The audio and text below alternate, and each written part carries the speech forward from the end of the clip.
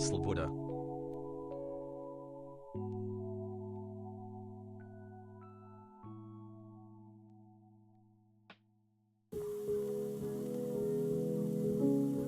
Poop.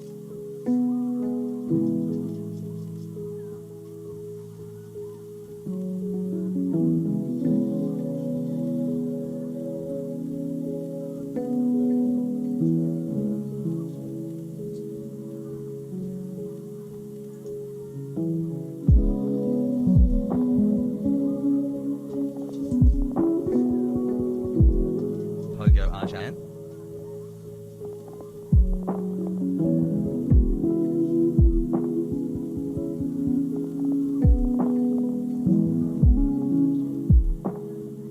Cool story Bob, cool story Bob, cool story Bob.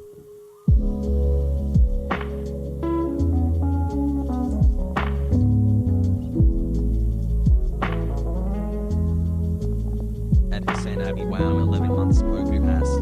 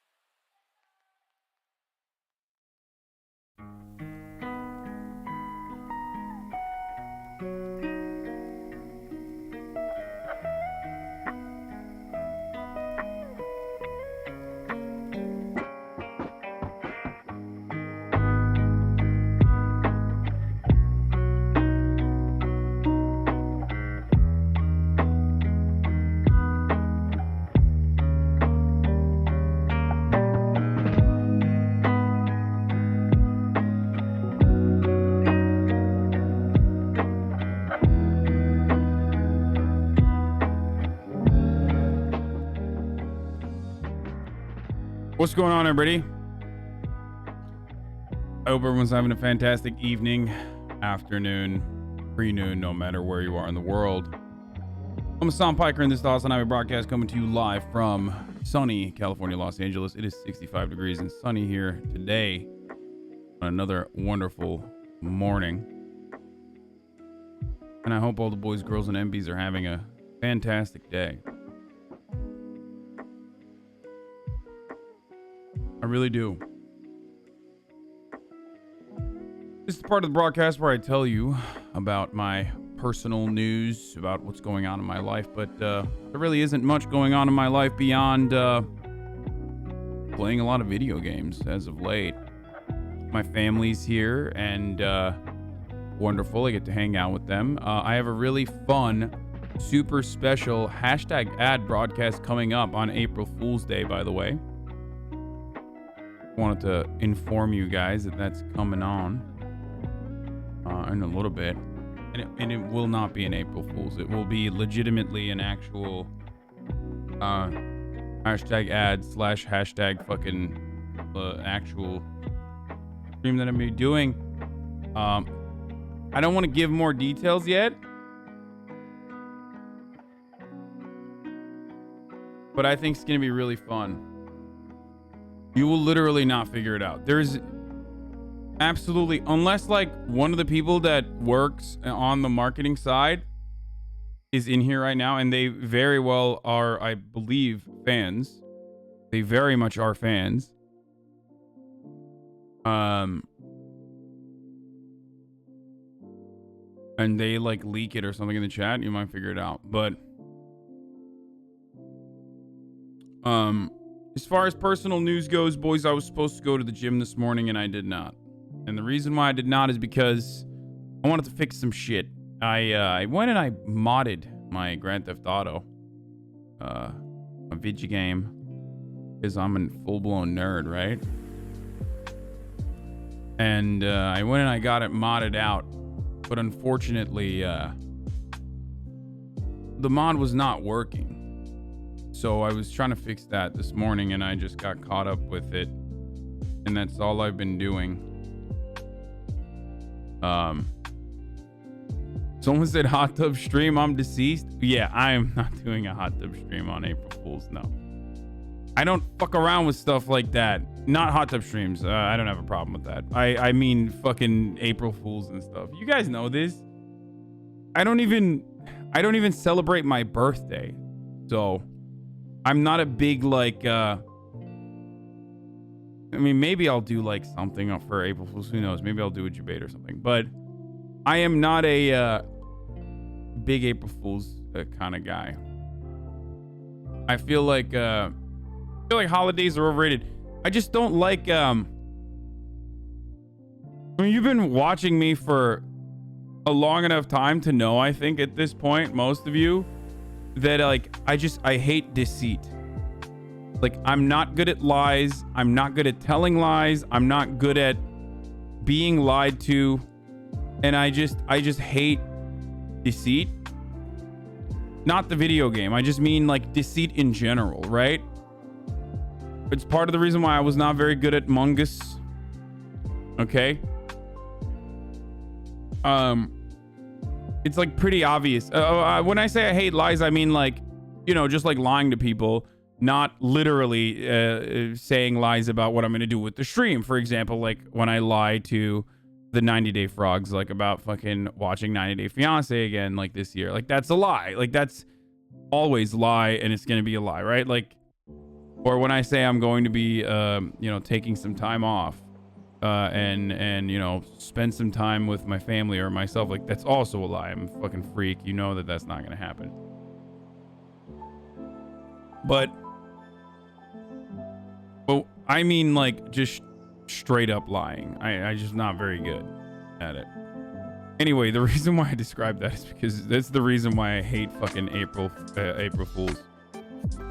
Like, it is an entire holiday based around deceit and mischief, and I do not like it. Okay? Why are we celebrating lying to one another? This is bullshit. I do not like it. Okay, anyway. Almost gave me a heart palpitation there, bro. Don't do that shit. What do you mean? Anyway, I'm not a big fan of April Fools either, to be honest.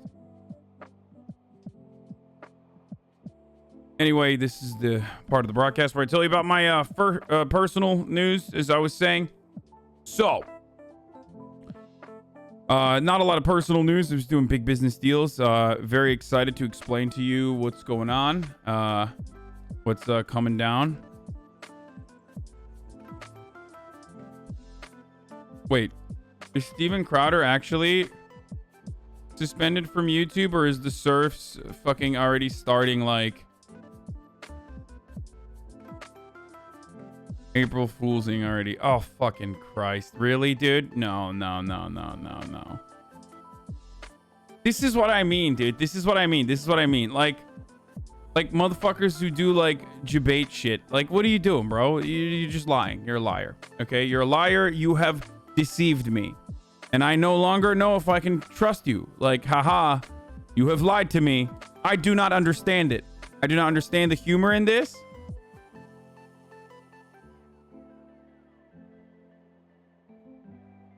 I don't know. I go back and forth on the lies and deception. Okay? Do I sometimes partake in little jokes here and there? Yeah.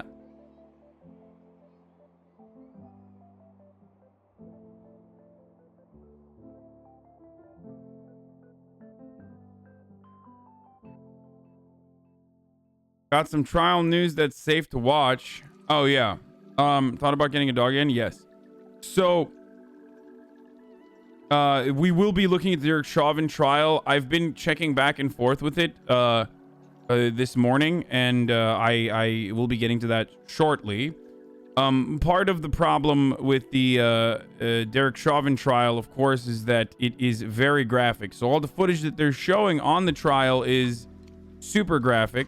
It's also pretty traumatic. Like right now, they're literally showing the execution of George Floyd right now on the trial, and I obviously can't show that for Twitch TOS reasons, but I also don't want to show that because it's traumatic and horrible.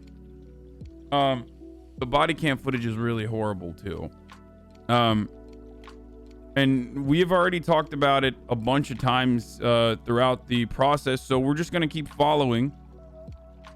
Sometimes it feels like I'm just repeating myself over and over again, like every day. And this is one of those things where it's like, I told you from the jump that I told you what the defense was going to look like, and I told you what I speculate is going to be the decision. I gave you the historical context of the state and how the state has decided previous police brutality cases, right? And it's not looking great. Ironically, I also, yes, Mythical John, I also repeat myself that I repeat myself. I also repeat that I repeat myself every day as well. Because, unfortunately, systemic issues are very difficult to solve, and therefore, people just don't solve them. And so I feel like I'm constantly repeating myself sometimes. Anyway, so that is what's going on currently.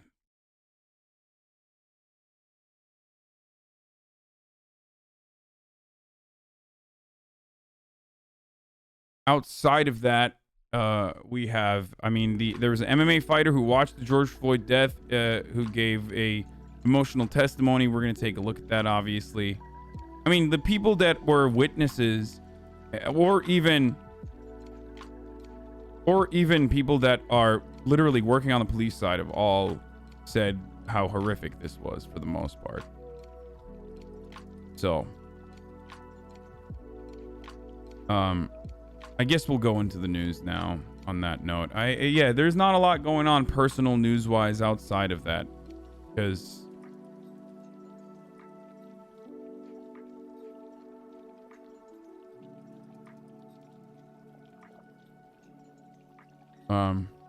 well, there's not a lot going on outside of that because there is just not a lot going on.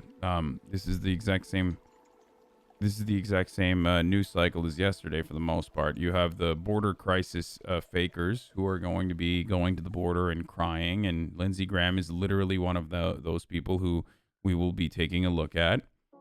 No, it's not a Mountain Dew sponsorship. At this point, your personal life is all role play. So with the Confederate flag shirt, it's a burning Confederate flag shirt, and it says no participation trophies with skulls. It's not like hyping up the Confederacy. It's about murdering the Confederacy, which, by the way, is, you know, it was a pretty solid thing that happened. I'm glad that the North won. I don't know if you guys have a disagreement on there as well. Also, one of the things that I find to be really funny is when people say your personal life is all role play. It's like, dog, we're on fucking Twitch. What's your personal life like? You know what I mean? Like, yeah, if anything, after the March 2018 was like the first day I ever got on Twitch. Okay, so I think it was like March 29th, 2018. This is literally yesterday or a day or 2 days ago was my 3-year anniversary. I didn't even think about it. I didn't even consider it. I totally forgot. And in the past 3 years, I have transformed into this human being that is literally a certified gamer.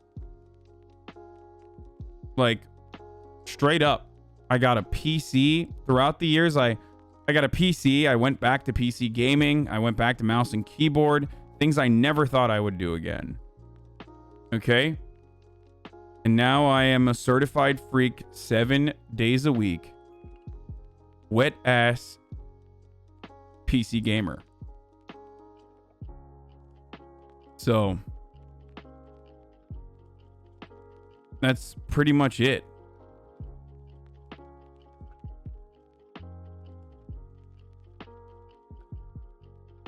There's no such thing as a certified gamer. You are just a gamer. No. There is a thing. If you have a heated gaming moment, you're a certified gamer. Why do you have the IG voice right now when you were on GTA 1 hour ago with normal voice? Strange? What? No, I was on Buddha's stream and I also was literally reading his chat and everyone was talking about how I have Instagram voice on in his chat. So you're fucking wrong.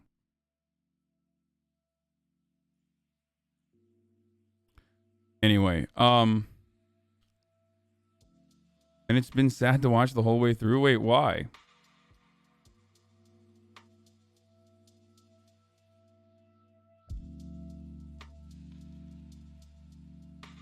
Deep down, do you have real love for Dadstein? The daddy issues and me recognize the mommy issues in him, and the connection we built about Mommy Milky can never be undone.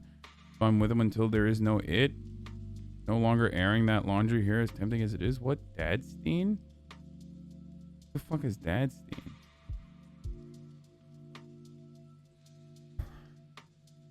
I had to take today off because I stayed up too late watching that amazing roleplay. Truly incredible. I think it was a lot of fun. Yesterday was another really, really fun day of fucking around.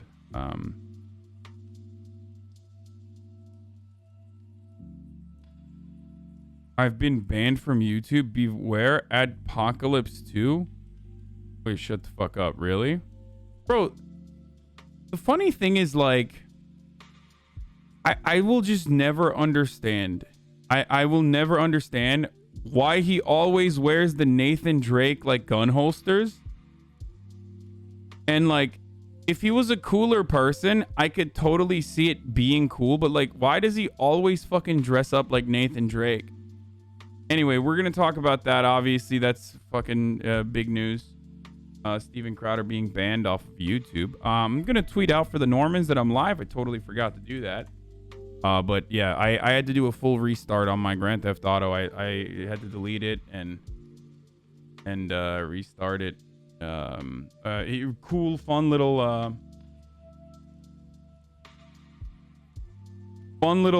thing before we get into this. We talked about Lil Nas X yesterday, so you already know about that story. Someone sent me that link, but I wanted to show this. This is wonderful.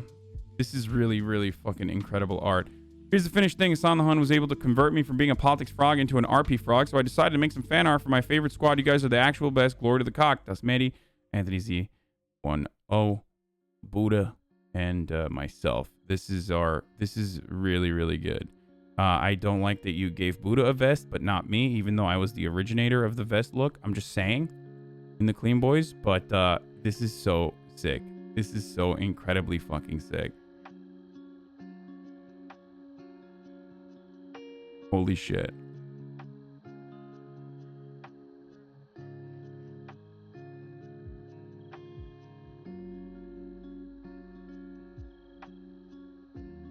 Did you install NVE again or just vanilla? GTA Wise Guy is the foolproof guide for it. Wait, he does?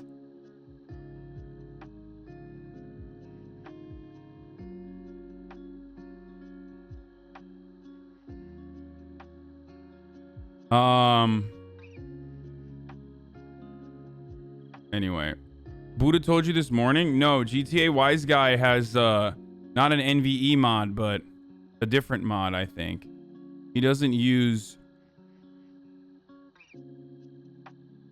the NVE mod. Anyway, let the Normans in, boys. Let the Normans in. Let the Normans come in with the flow, okay? I am live and a little late. Sorry. Get in now. Day 2 of the Chauvin Trial, where we will be reminded of the racism in the American criminal justice system.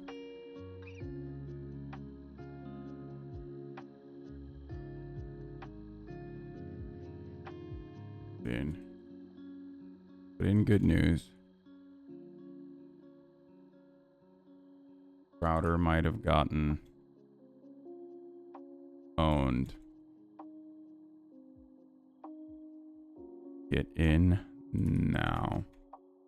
www.twitch.tv/HasanAbi.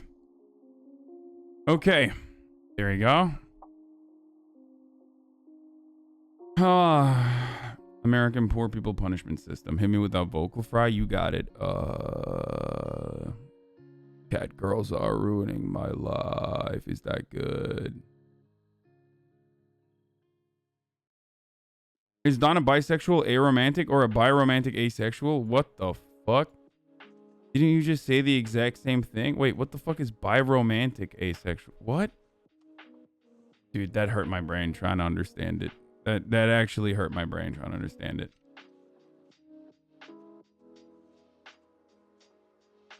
Yeah.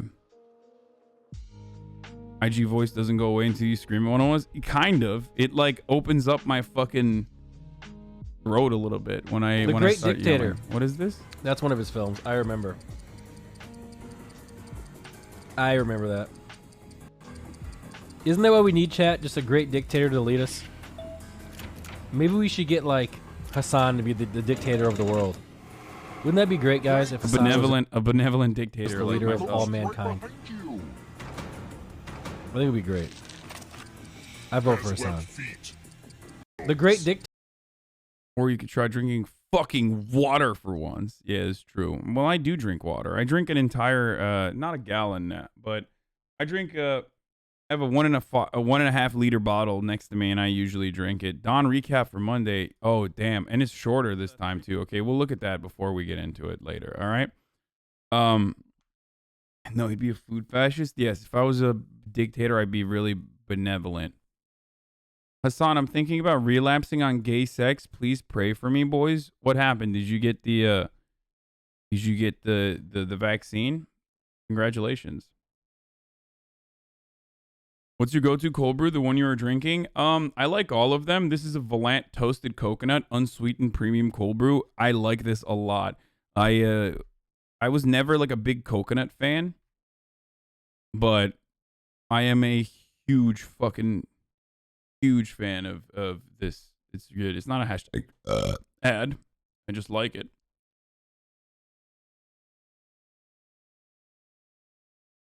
That's the whitest shit I've ever heard. Bitch, I don't give a fuck.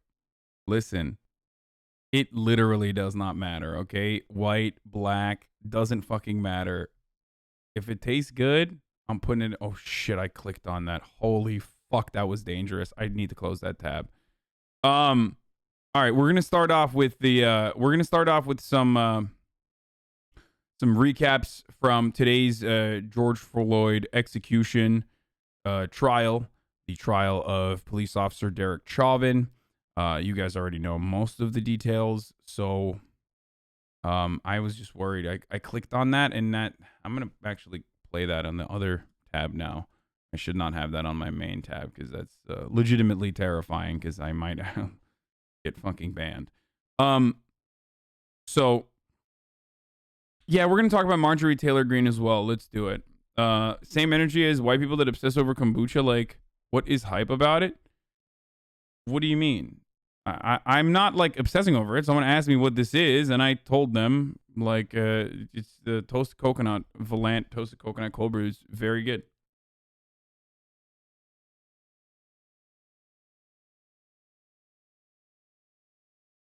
I don't fuck around with kombucha. I don't know anything. Anyway, let's get started. Hold on. Let me lower the volume a little bit. Hopefully there is no fucking TOS on any of this stuff. Jesus Christ. I'm actually worried.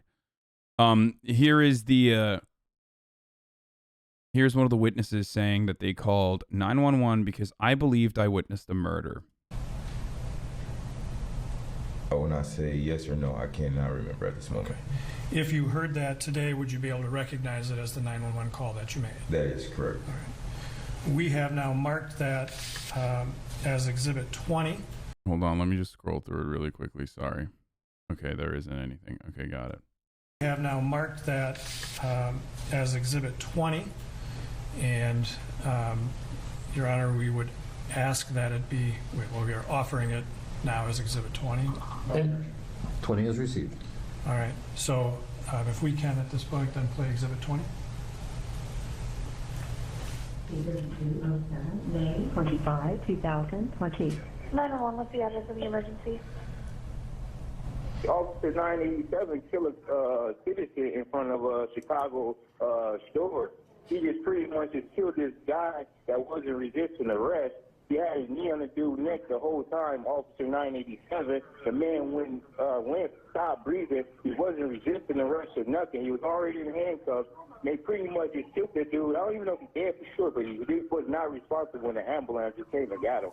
And the officer that was just out here left, the one that actually just murdered the kid in front of everybody on 36, 38th in Chicago. Okay. Would you like to speak with the sergeant? Yeah, like that was bogus what they just did to this man. He was unresponsive. He wasn't resisting arrest or any of it. Okay, let me get you over to the desk. You can request to speak with the sergeant, okay? Yeah, and I'm sitting here talking to with another off-duty firefighter that just sat here and watched it in front of us as well. Okay. And she told him to check the man's pulse, but they wouldn't even check the pulse. Okay, 1 second.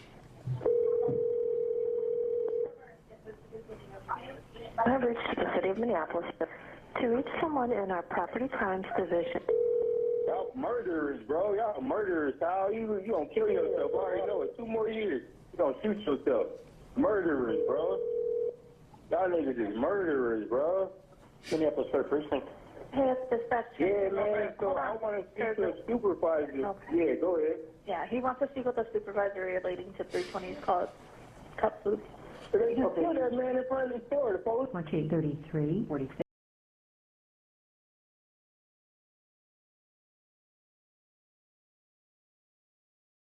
You don't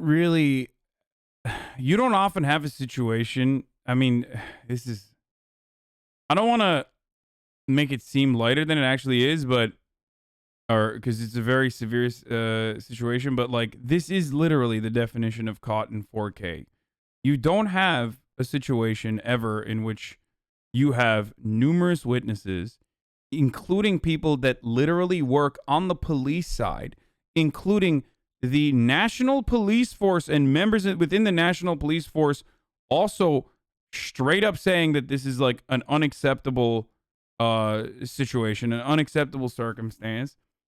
and including the 911 the person that's at the that's the person that's like seeing the body cameras on the field, or the person that's like literally working in the police department and dispatch, the operator. Fuck, that was the word I was looking for, is dispatch. Thank you. Oh my god, my brain. And you have every single witness providing this kind of testimony. There's universal condemnation. I don't know that if, in spite of all of that, I don't know if Derek Chauvin will get off. Now,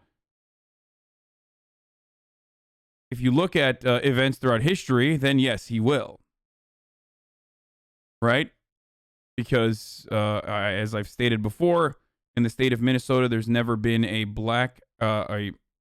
white police officer's never been convicted of murdering a black person, a black suspect. The only instance in which a cop in recent years have been ever charged and convicted of murdering someone on a call was Mohammed Noor, a black police officer, in the murder of what was her name? Justine Damon. Sometimes these lines get a little blurry. I'm sorry. Yeah, I think it was. Yeah, Justine Damon, a yoga teacher from Australia, a white woman. And it was good. Justice was served in that instance, as best as justice can be served, obviously, because you can't unkill someone. You know what I mean? You can grant their family millions of dollars and apologize, but ultimately, you know, that person is still dead. So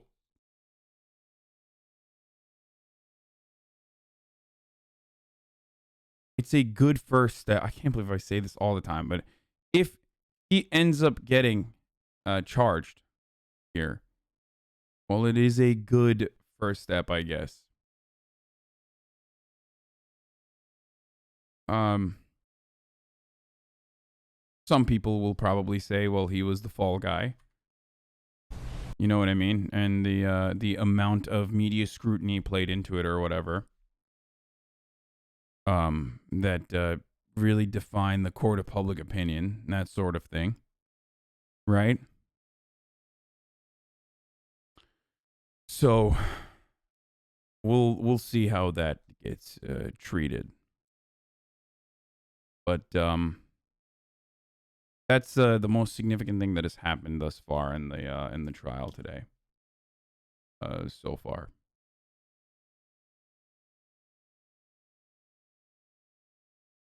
I don't think that the system is going to change. No. Found guilty of murder. Well, not murder. The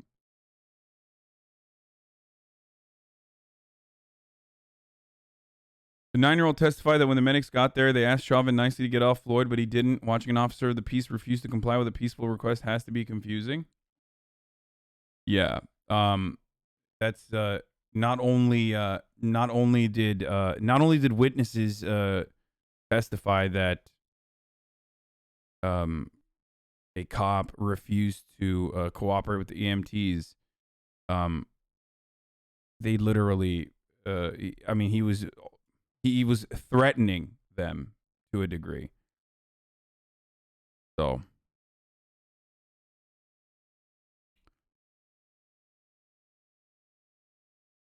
you know, and there's still people in here who try to say like, oh, it was self-defense. Floyd is a drug addict. Yeah, I mean, look, I hope that does not happen to you. I still do. I still hope that it does not happen to you. You know what I mean? Like, I hope that one day you don't get brutally fucking murdered. And then people say, well, you were addicted to drugs at some point, so, you know, you deserve to fucking die. Incredible stuff, though. To be able to even type those words in a fucking anonymous Twitch chat is still pretty solid. Like, you're really showing what a pathetic scumbag you are to everybody here.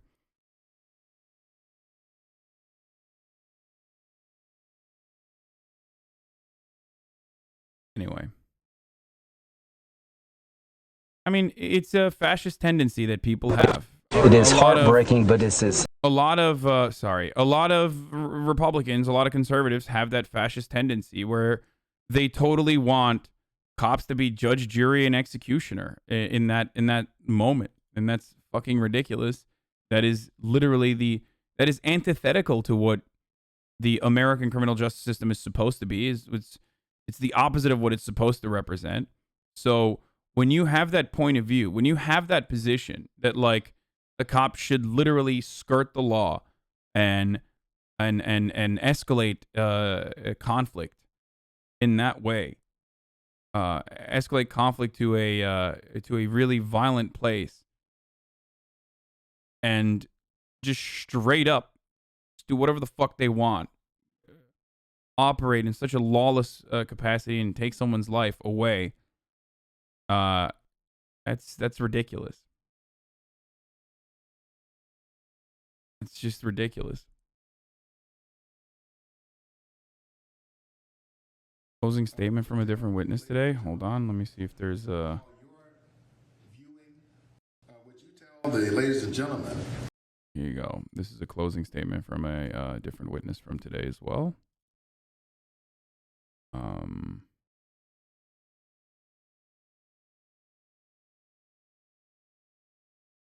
Would you tell the ladies and gentlemen how you're viewing, experiencing what happened to George Floyd has affected your life? When I look at George Floyd, I look at my dad, I look at my brothers, I look at my cousins, my uncles, because they are all black. I have a black father, I have a black brother, I have black friends. And I look at that and I look at how that could have been one of them. It's been nights I stayed up apologizing and apologizing to George Floyd for not doing more and not physically interacting and not saving his life. But it's like, it's not what I should have done. It's what he should have done. He should have. I don't finish the answer. Thank you. Yeah. Okay. Did you finish your answer, Darnell? She finished her answer. Yeah, thank you. Proceed to your next question. No, Your Honor, that's my last question. Hi, everyone. George Stephanopoulos here. Thanks for checking out the ABC News YouTube channel. If you'd like to get more videos, show highlights, and watch live event coverage, click on the right over here to subscribe to our channel. And don't forget to download the ABC News app for breaking news alerts. Thanks for watching.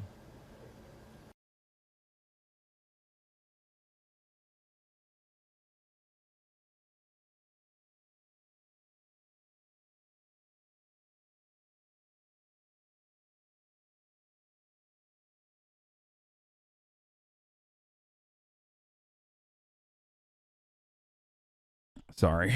I missed all of that. I apologize. I apologize. I had my neighbor was wanted to talk to me for a second. Listen to George Floyd for not doing more and not physically interacting. Did I get raided as well? I did not see that. Sorry. Who raided?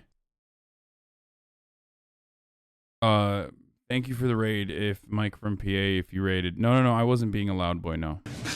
Thank you for the raid, Mike from PA. Not saving his life. Hope you had a good stream. It's not what I should have done. It's what he should have done. He should have. I don't finish the answer. Thank you. Yeah. Okay. Did you finish your answer, Darnell? She finished her answer. Yeah, thank you. Proceed to your next question. Okay.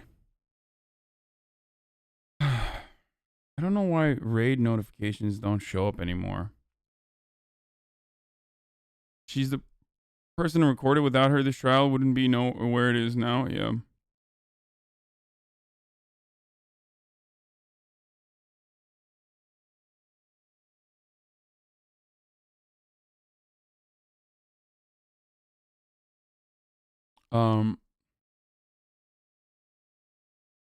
It does not matter what the fucking toxicology report says. It is pathetic that you would the saying that saying that George Floyd actually overdosed and he died on an overdose is in the same vein as saying that COVID is the reason, or COVID is not the reason why people are dying, but instead they're dying because their heart failed.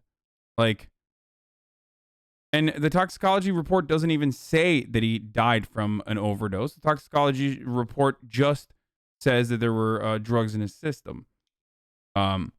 So, like, there is no this is a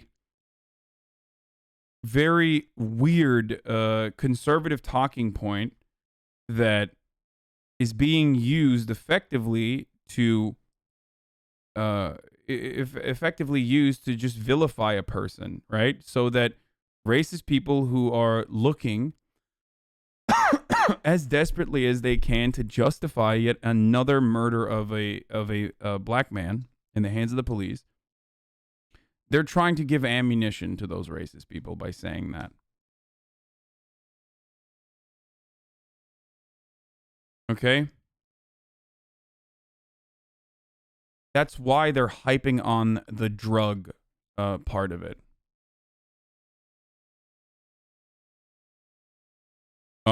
But then again, as I've said time and time again, you have to be really fucking stupid to be a conservative. So it's exactly that kind of stupidity that allows you to operate like this and operate under the assumption that, oh yeah, it must be that he fucking just died from a drug overdose because there was drugs in his system, and not because he was kneeled on his neck for 9.5 minutes as he fucking told the cop 37 times that he could not breathe.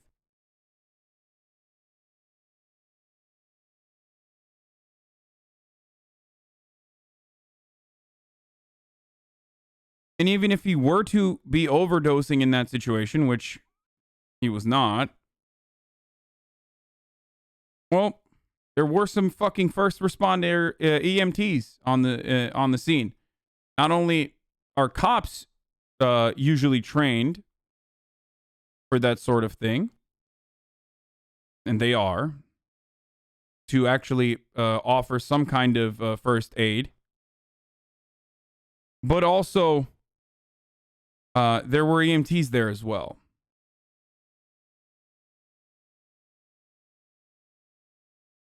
Only they were able to reach George Floyd. But they were not. And the reason they were not able to reach him is because Derek Chauvin prevented them from reaching him.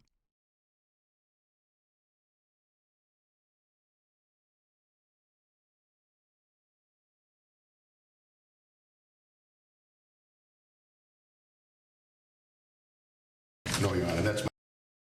But, again, time and time again, especially in situations where black people are murdered either in the hands of the state or murdered by other racist-ass white people, if it becomes a high-profile case, the number one technique is to vilify the victim and to make it seem like they deserved to die. That there was no other way to deal with the problem there. And they're doing that right now, as they have done time and time again. It happened with every single high-profile case.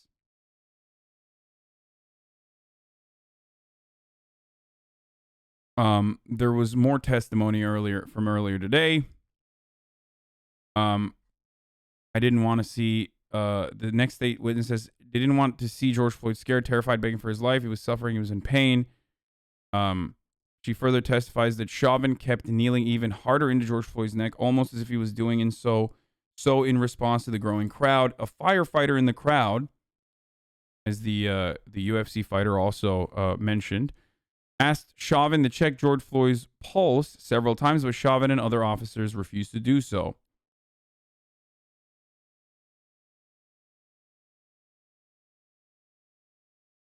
It's kind of wild and basically shows the little care that we have for black lives in this country, when the argument right now there's any credence lent to the counter argument that Derek Chauvin didn't fucking murder George Floyd. Like, there were numerous witnesses. It's all on tape from numerous different angles. There is not a more open and shut fucking case than this.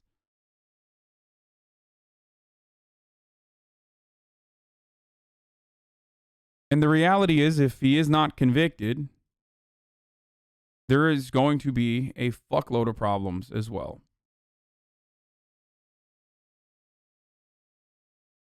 Like, all hell will break loose. This is not a threat. I'm not saying this as like a fucking threat. I know some conservatives will hear me say that and go, "Oh, fuck you." Like, I can't believe Hasan is saying this. Like, this is a threat. It's just, that's it. Of course, people are going to get fucking absolutely angry at this.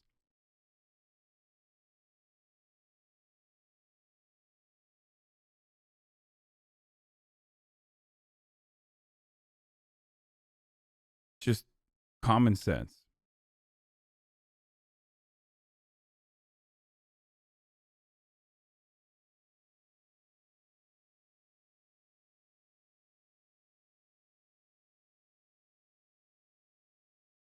Anyway. You think you should be discussing this on stream, not to sound in any rude in any way? I'm generally asking for your perspective. Are you asking me, a political commentator, if I should be discussing my point of view on a incredibly high profile police brutality case where a cop murdered someone after... What? This is what I do.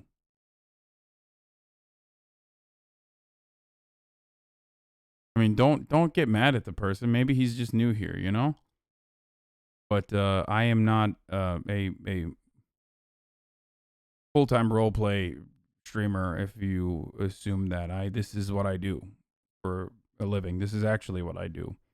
More than that. Anyway,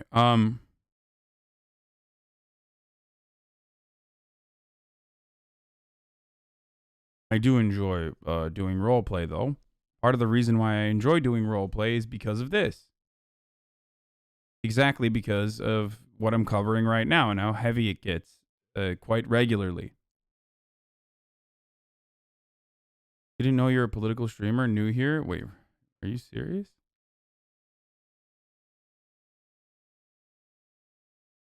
Oh, he's new. I mean, he literally is new. Okay. Well, yes, I am a political streamer. Okay.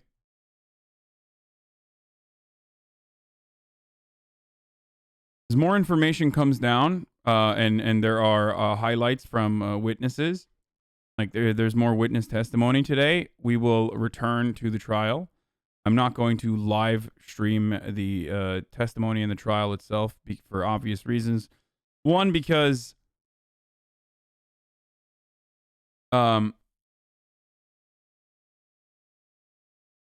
see, okay, I can't tell if this guy is like trolling or not, probably, but yeah, he did. True, but if he didn't consume the drugs, he would have stood a better chance of surviving, to be honest. Okay, never mind. Account created 11 minutes ago, following since 10 minutes ago. If you have opinions like this, just, you know, lend me a gun and I'll shoot you in the fucking head.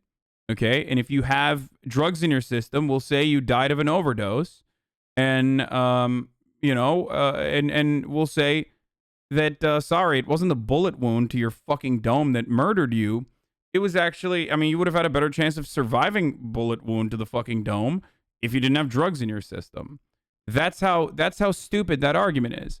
When you understand how fucking dumb that argument is when I make it this way, you should recognize that you are doing that thing where you're trying to.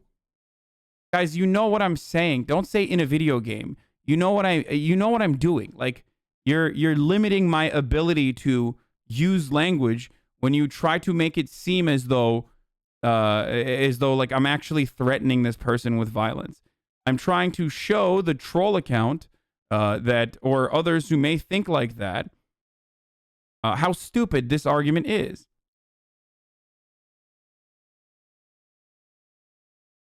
Twitch is stupid enough not to get it? No, of course they're not stupid enough not to get it.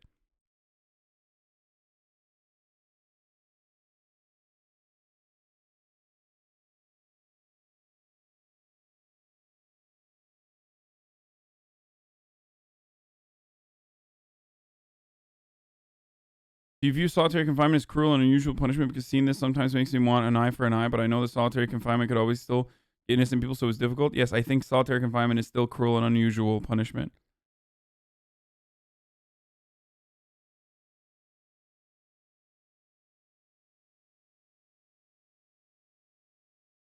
Yeah, forcing he overdosed fascists to watch the murder won't do anything. They just laugh. They don't see him as a person. Overdose is just something they say to make it more palatable than he's worthless. Yeah, exactly.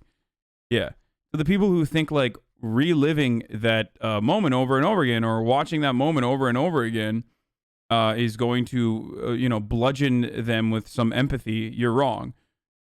The entire reason why they're looking for excuses to begin with to justify this murder is because deep down inside, they believe that it does not matter. They do not give a fuck about George Floyd. They do not give a fuck that another black person died. They want to try to justify that murder. So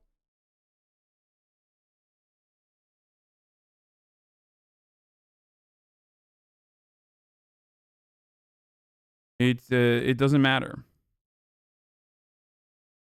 We should have reform based on incarceration for even people like Chauvin. Do you agree? Yes, I do agree.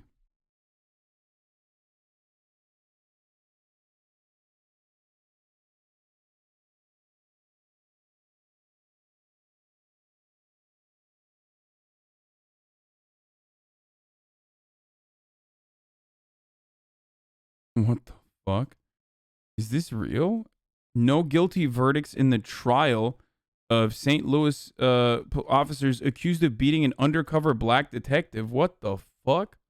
And Fox 2.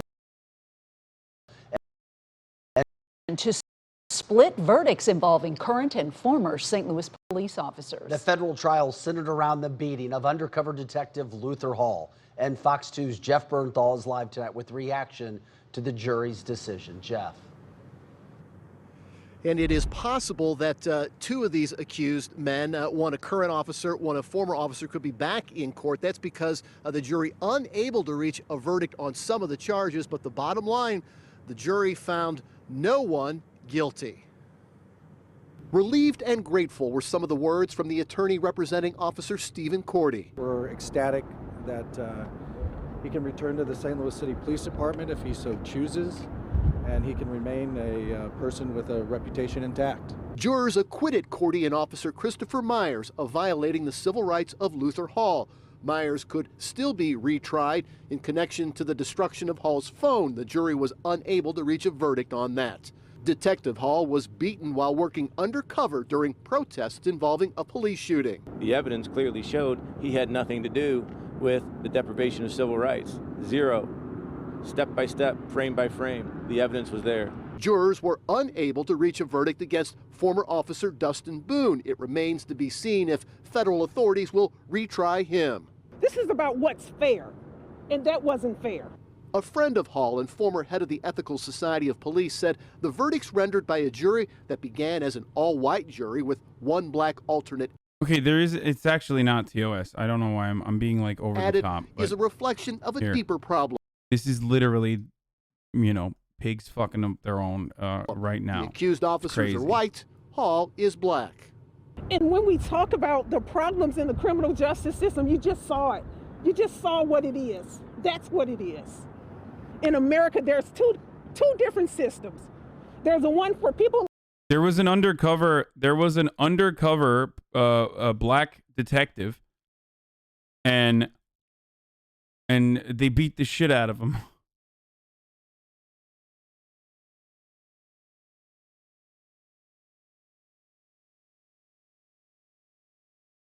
Like me, and there's one for everyone else. An official statement from ESOP reads in part, "We do not receive the same level of justice when white police officers are accused of excessive force towards African Americans." You cannot get past black and white. This is about black and white. This is the realities. Even if you are a police officer, what I am first, what Luther is first, is black. Why are you saying laughing? I'm not laughing. I mean, it is like pretty funny that, yeah, like it's pretty fucked up, but I'm not even laughing right now. I'm not in a laughing mood at the moment. We're beyond parody. Now we have reaction. We're literally beyond parody at this point.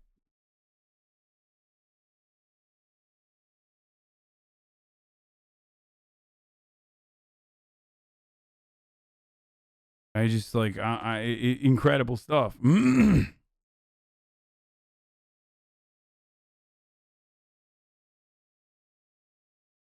Wait, is this the guy? Is this the same fucking guy from yesterday? What the fuck is that shirt, man? Dude, when XQC started the stream like, dude, you are watching politics, KEKW, KEKW, KEKW. What?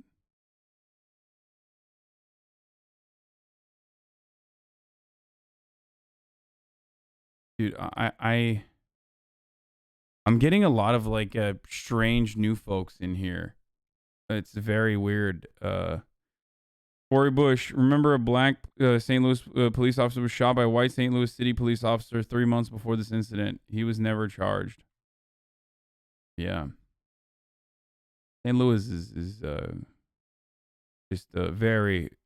St. Louis is on a different playing field. Anyway, welcome to the broadcast, new friends.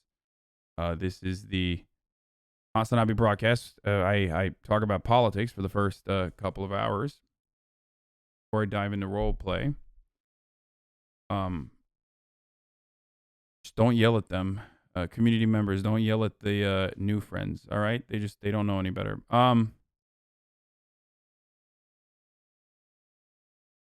It's not top of the hour yet. It has been an hour, but I haven't. I'll do it at 1.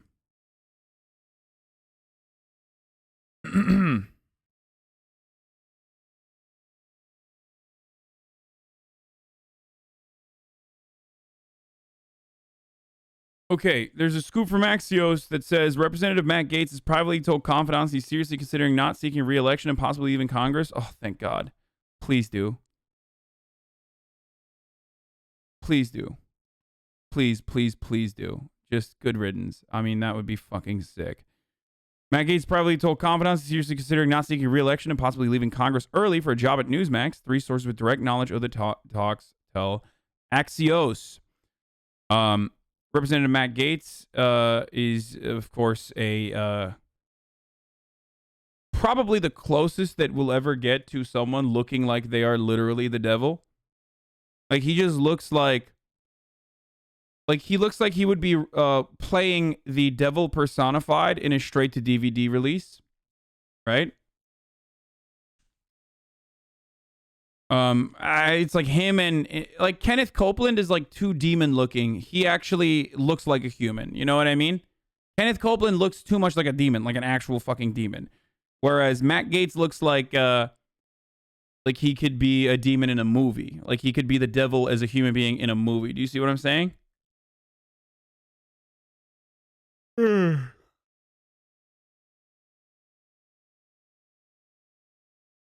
Let these new chatters know about your perspective on rehabilitation over incarceration. Yes, I believe in rehabilitation. Everyone should be offered a chance to rehabilitate and make amends.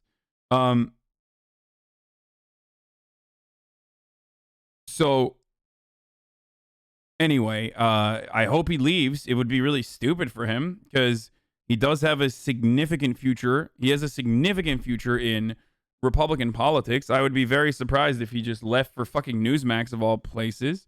Kind of weird that he would go to Newsmax and not like Fox News, you know, play with the big boys, but maybe he's floating that he would go to Newsmax so that Fox News will pick him up or something. I just don't know why. I just do not know why he would leave a wonderful career, a wonderful future he has within the Republican Party. You see what I'm saying? I legitimately do not know. He's fucking young. He's 38 years old. He is perfectly propped up. It's like him and Ron DeSantis are seen as like the Trump, like the real like Trump loyalists love Matt Gaetz and they love Ron DeSantis. It's not, the future of the Republican Party is not in the hands of like the Josh Hawleys of the world or the Tom Cottons of the world or the fucking Dan Crenshaws of the world. These guys are the real future of the Republican Party. And what I mean by that is like, first of all, Dan Crenshaw is too much like Pete Buttigieg. Like he is way too much of a fucking centrist, which is crazy to say. I know.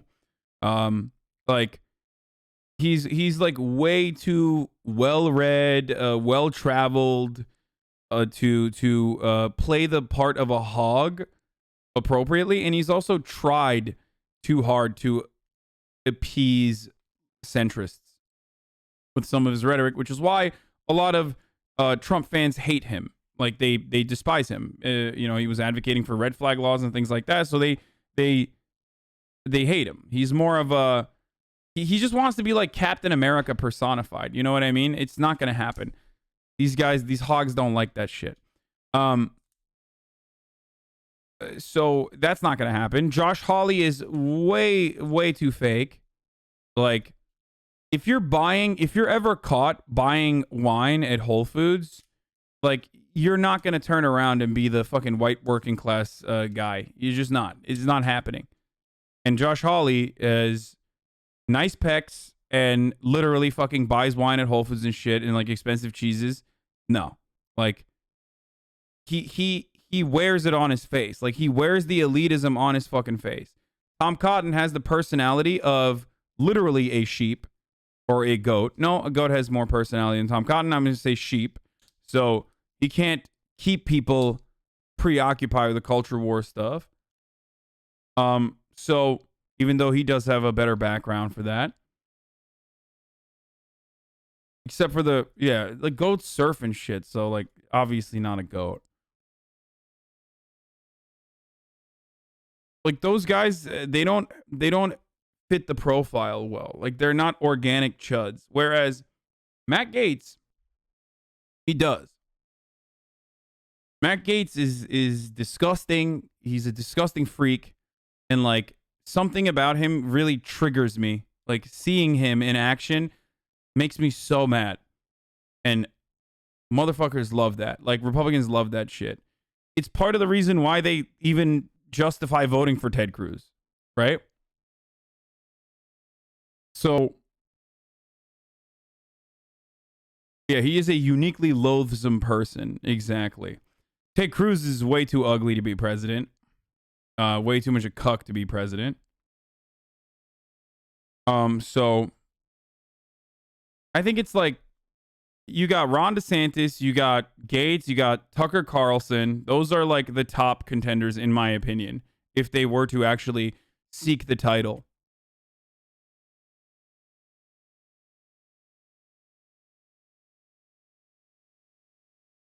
Gaetz will never, Gaetz probably can't be president though, because he has like an adopted 32-year-old son who is brown. So conservatives would probably rip him.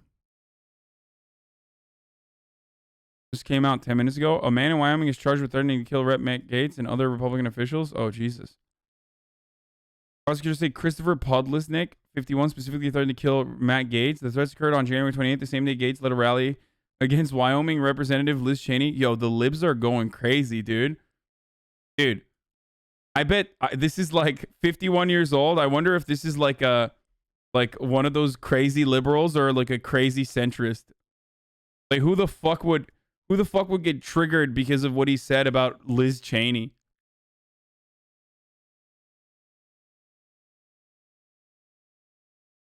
Anyway.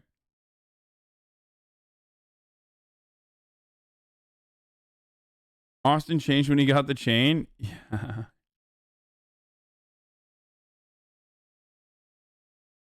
Do you think how a candidate actually looks like matters? Trump looked pretty fugly. A candidate actually, the way that they look like somewhat matters. Like, Trump transcends looks, obviously. I mean, if you look like Ted Cruz, it does matter. If you look like if you look like this, it matters. You know what I mean? Like, this dude is, his personality is dog shit too. At least Trump, like, is charismatic, you know? Anyway, low view count and baiting for a 1-day ban. Okay.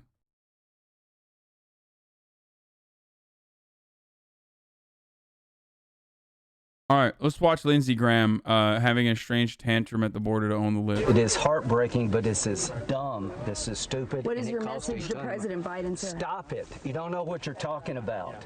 It is heartbreaking. Stop it. President Biden, stop it. You stop being president. You need to stop being president right now. Do it. Stop it.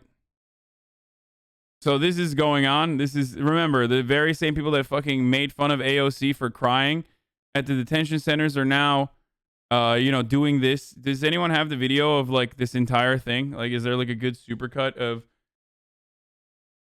a supercut of like, conservatives fucking, crying at the border because, little children are able to come to America after spending a year at the border in limbo, in immigration limbo?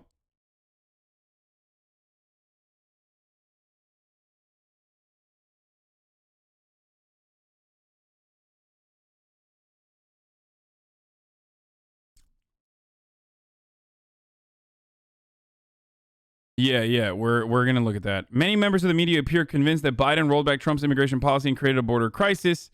Guys, I've been saying this. 34th message until HasanAbi opens this link.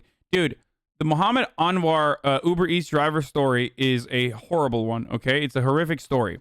But when you keep spamming it while I'm in the middle of like covering other stories, you look like a fucking dumbass. Like, I see it.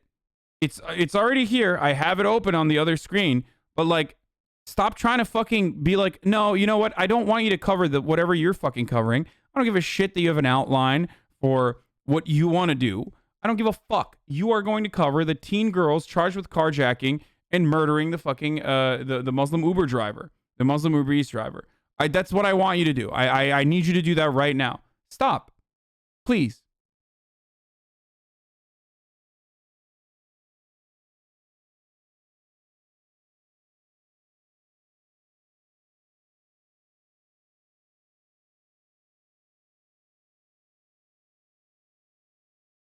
This is a route that people take to come to turn themselves in.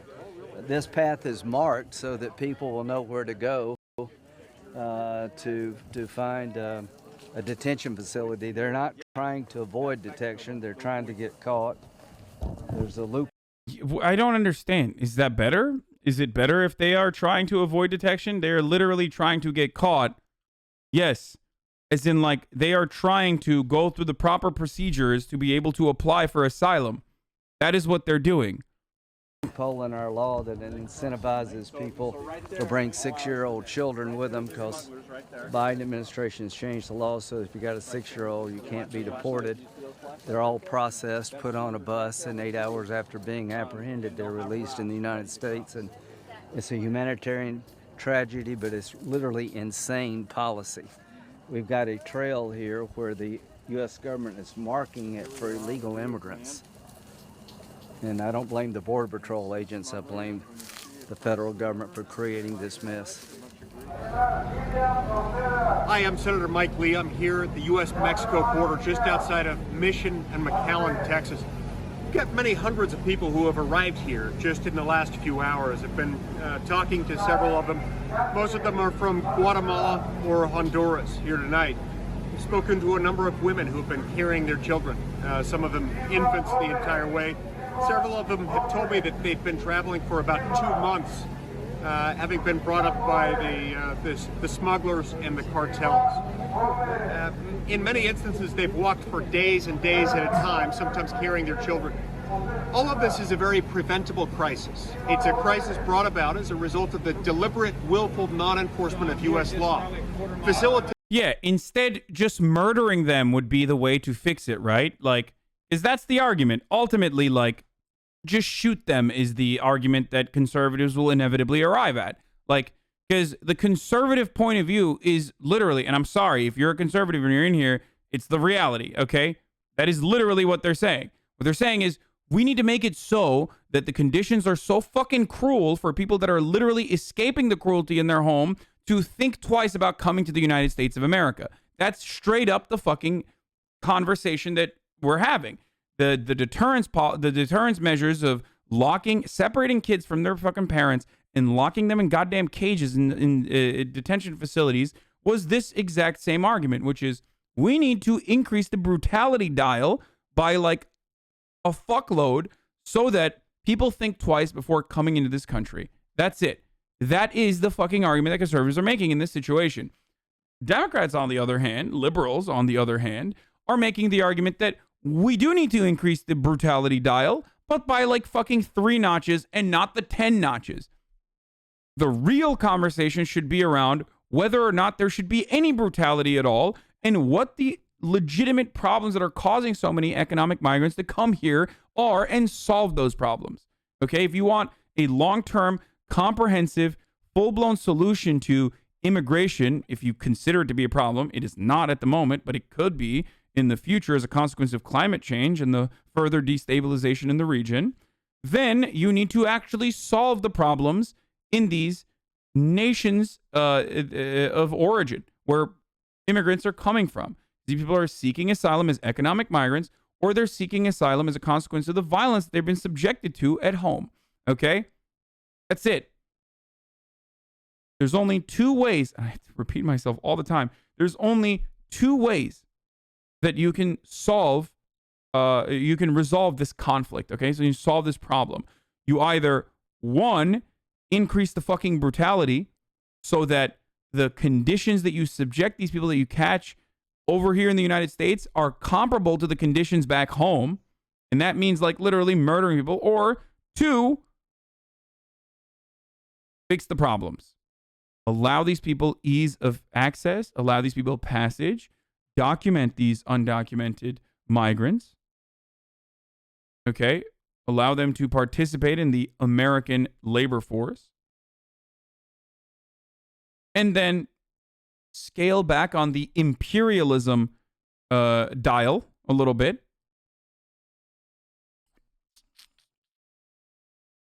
That's a good first step towards solving these issues.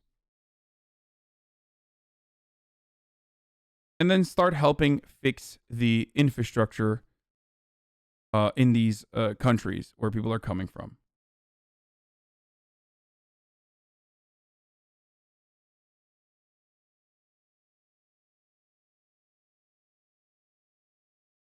But how can the biggest argument for conservatives worldwide be just help them in their own home country? I mean, in Europe, there is an influx of refugees coming in from places like Syria. Why are there so many fucking refugees coming from Syria? Think about it.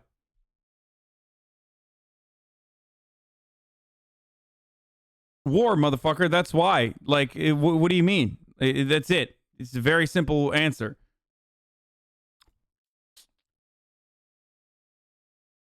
Every single country in the southern part of the globe, or specifically in South America, has been devastated at some point by American imperialism, okay, or Western interference.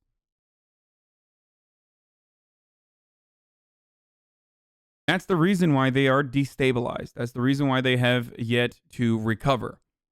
And the recovery efforts revolve around getting loans, conditional loans from the IMF, which then further exploit the countries. You are not giving these people an out.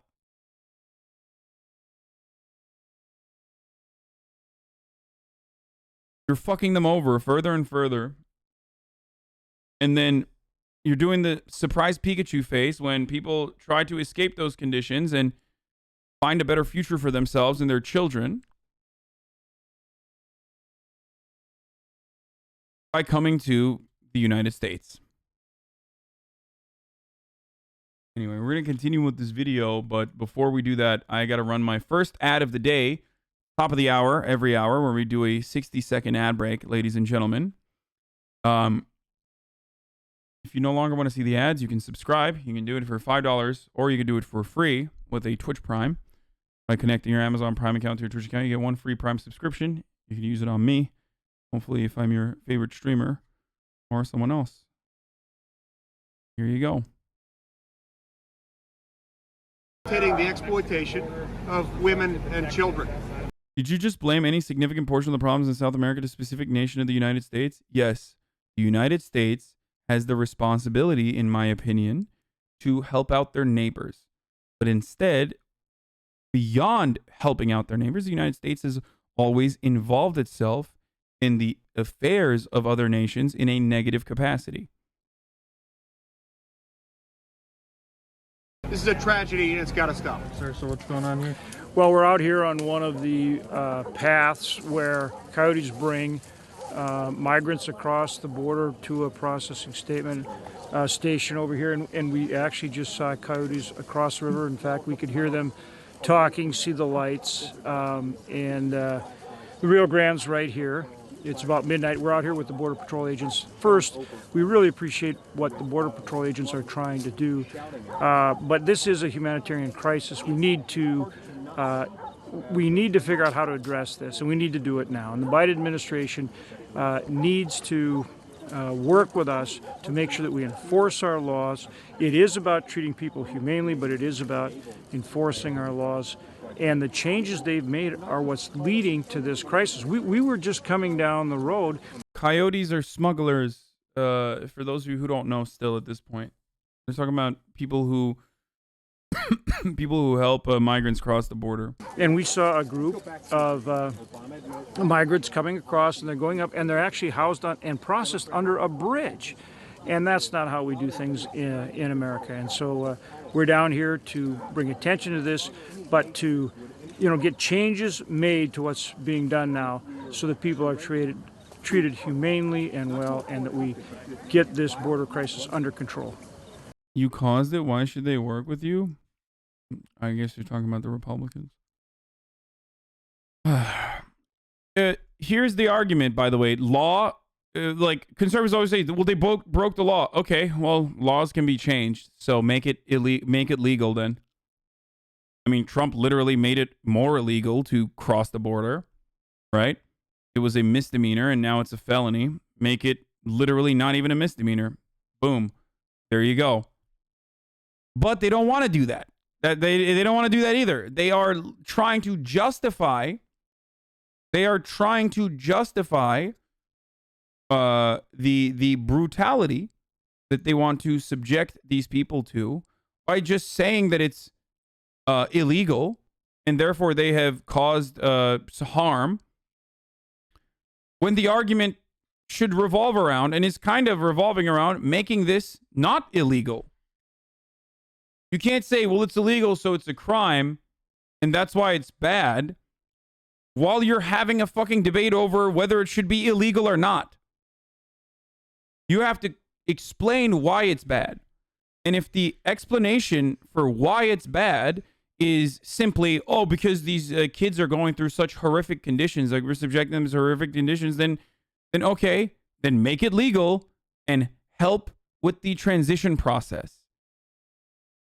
Oh, these kids are being subjected to such horrible conditions, which is why we need to fucking do worse things to them to deter other kids from coming in the future, is psychopathic. Oh, I want to save someone from being tortured, so I'm going to torture them myself, so that they understand that torture is bad. is insane. It's not an argument you could ever make.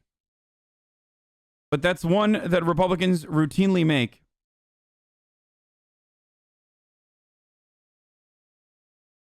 And this exact same problem exists within, and this is closely tied to what we are talking about. This very same problem exists within drugs as well. The legalization of drugs.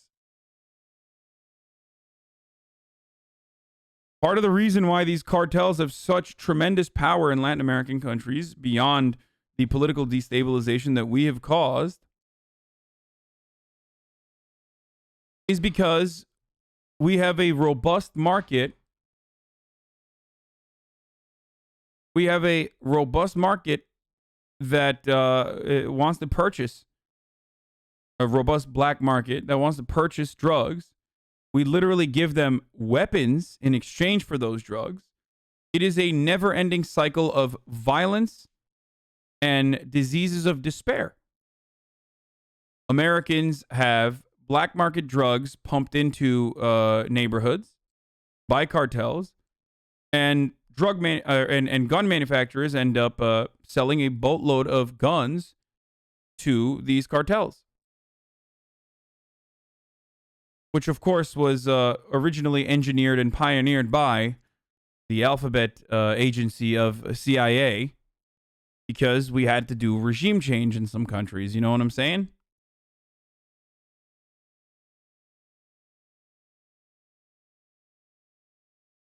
Something that I talk about regularly.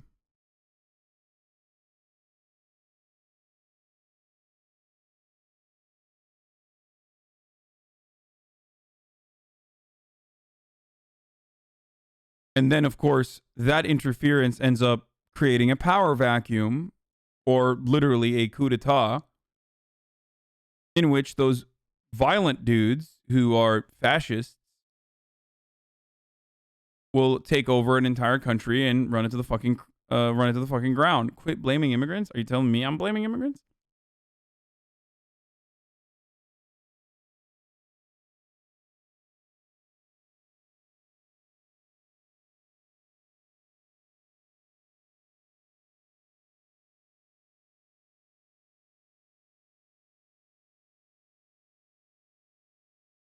Anyway. Yeah, the slaves were actually wrong for escaping the plantations because it was against the law. Yeah.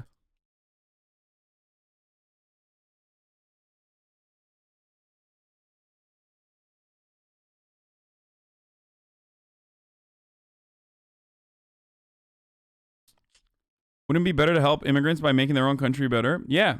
One pathway to making these other nations of origin better is literally relatively low restriction immigration to the United States. At least according to pretty much every fucking economist, for the record.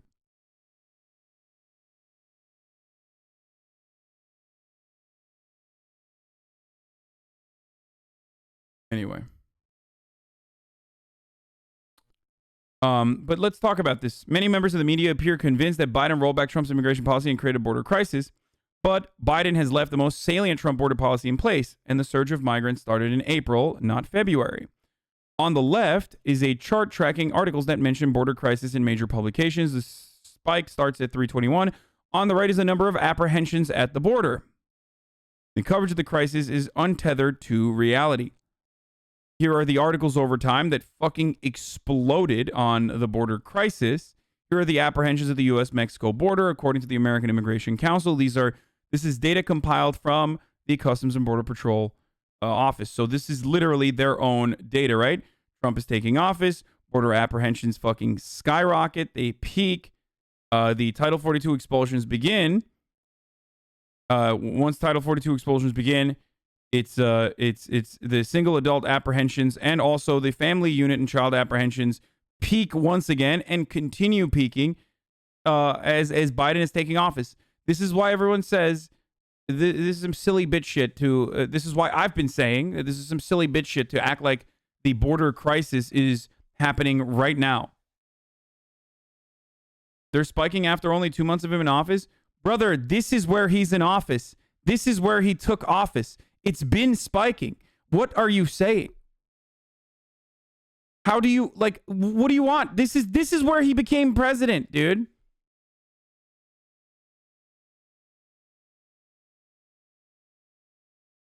I don't know how you look at this and you still go, oh, it's been spiking. Dude. It's literally just look at line go up. It's the simplest thing you can do. He isn't doing anything about it, though. That's also a fucking falsehood, okay? You're wrong. Like, he isn't doing anything about it is already wrong. But you've, not only are you wrong, but you also tried to move the goalpost now.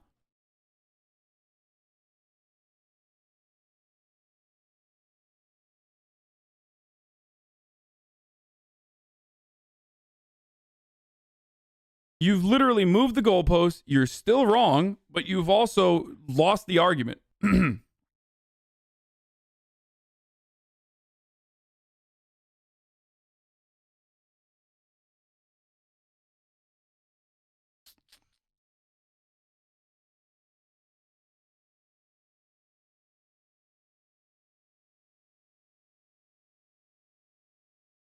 What do you think Biden's doing well about the border? I don't think he's doing well about the border at all. I don't even like his policies on immigration. I think they're too draconian. The spike in apprehensions that begins in April 2020 tracks when the Trump administration began immediately deporting everyone for public health reasons. Trump claims he had authority under Section 42 of the U.S. Code. One reason why immediately deporting everyone under Title 42 caused a spike in apprehensions is that people started trying to cross the border again and again, sometimes within hours. The practice is legally dubious, but it's been continued under Biden. But, as you'll know from the chart, the current spike driven by Section 42 is still lower than what we saw in 2019 when all of Trump's harshest policies were in place. Okay? So we still haven't even reached the 2019 state yet. There were still more border crossings happening in Trump's under the Trump administration. There is a record surge in unaccompanied minors. However, Trump had to stop immediately deporting them in 11/20 due to a court order. When the order was lifted, Biden did not resume immediate deportations, and these kids are being held in inhumane conditions, as we all know. The treatment of these kids is dreadful, and the U.S. is fully capable of treating them much better. But this has been a problem across administrations. No one wants to spend money to improve their treatment because they are worried about optics. You know, you're spending more money on brown kids than you do on American children is the immediate counter that Republicans routinely fucking put forward. Oh, you're going to put these kids in hotels? Oh, that's nice. Well, what about our homeless people? It's like, well, okay, let's put the homeless people in hotels. No, that's communism. Doesn't matter. It's pretty much an unwinnable argument in that respect. So you just tell them to shut the fuck up and do what you must. That's what you're supposed to do. Like, Hasan, where was the trigger warning? Man, shut the fuck up. Where was the trigger warning? Suck my cock is the trigger warning, okay? Suck my entire cock. You come in during fucking politics hour and you go, where's the trigger warning? Are you fucking stupid? Dumbass. Oh, he's talking about Ted Cruz. Oh, I'm sorry. You were making a joke. I shouldn't have blown up like you. Oh, fuck. I should have made a trigger warning. Ted Cruz's face. Trigger warning. Trigger warning. Ted Cruz's face. Sorry. That was a good joke. Biden says he's going to improve conditions for kids by creating new facilities to house them. That could help. More facts and accountability journalism. Sign up for the newsletter. Didn't this happen last time? Yeah.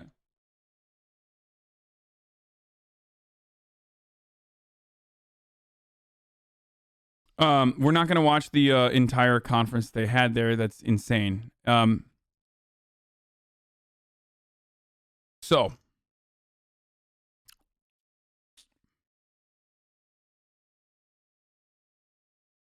there are probably Buddha alternate accounts getting payback for the LeBron debate yesterday. No.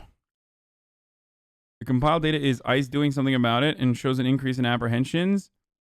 As far as I know, there isn't any reliable data on actual numbers at the border and whether the number of apprehensions is tracking the current number of migrants. It's manufactured crisis created by when ICE didn't comply with Biden's non-enforcement EO. Yeah.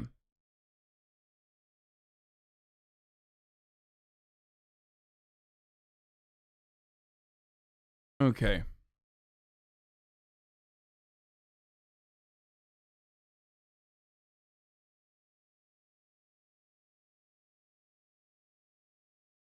I retweeted your tone indicators tweet as a fellow millennial. I found them very useful too. At the possibility of the Chauvin Trial resulting in third-degree murder charge rather than first or second. What are your thoughts on the possible repercussions of that? I don't know.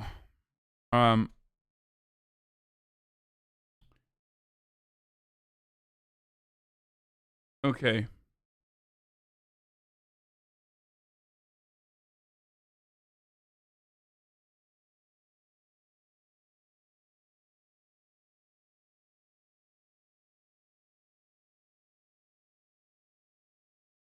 Wouldn't they cause an economic boom if we let them in?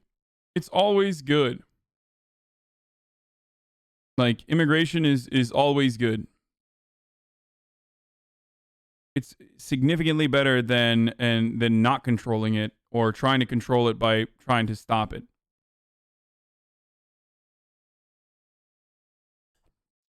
Wait, where is the fucking Marjorie Taylor Greene link? I can't find it. Mercedes Schlapp You know what? gets called a grifter on Fox News. What? That is very irresponsible. People need to get vaccinated, and it's the private. Hold on. It is the private sector that wants to make sure that people coming into their venues are vaccinated, so that their patrons can be safe from. It's pretty funny when. Oh yeah, here's the mark of the beast shit. It's pretty funny because like on Fox News, the greatest defense that you could ever launch, right? The greatest defense you could ever launch against. On Fox News, the greatest defense you could ever launch against another commentator that's like from the right is by saying, motherfucker, it's the private sector that wants vaccinations. Like, who are you to talk against that? You know what I mean? It's like, shut up.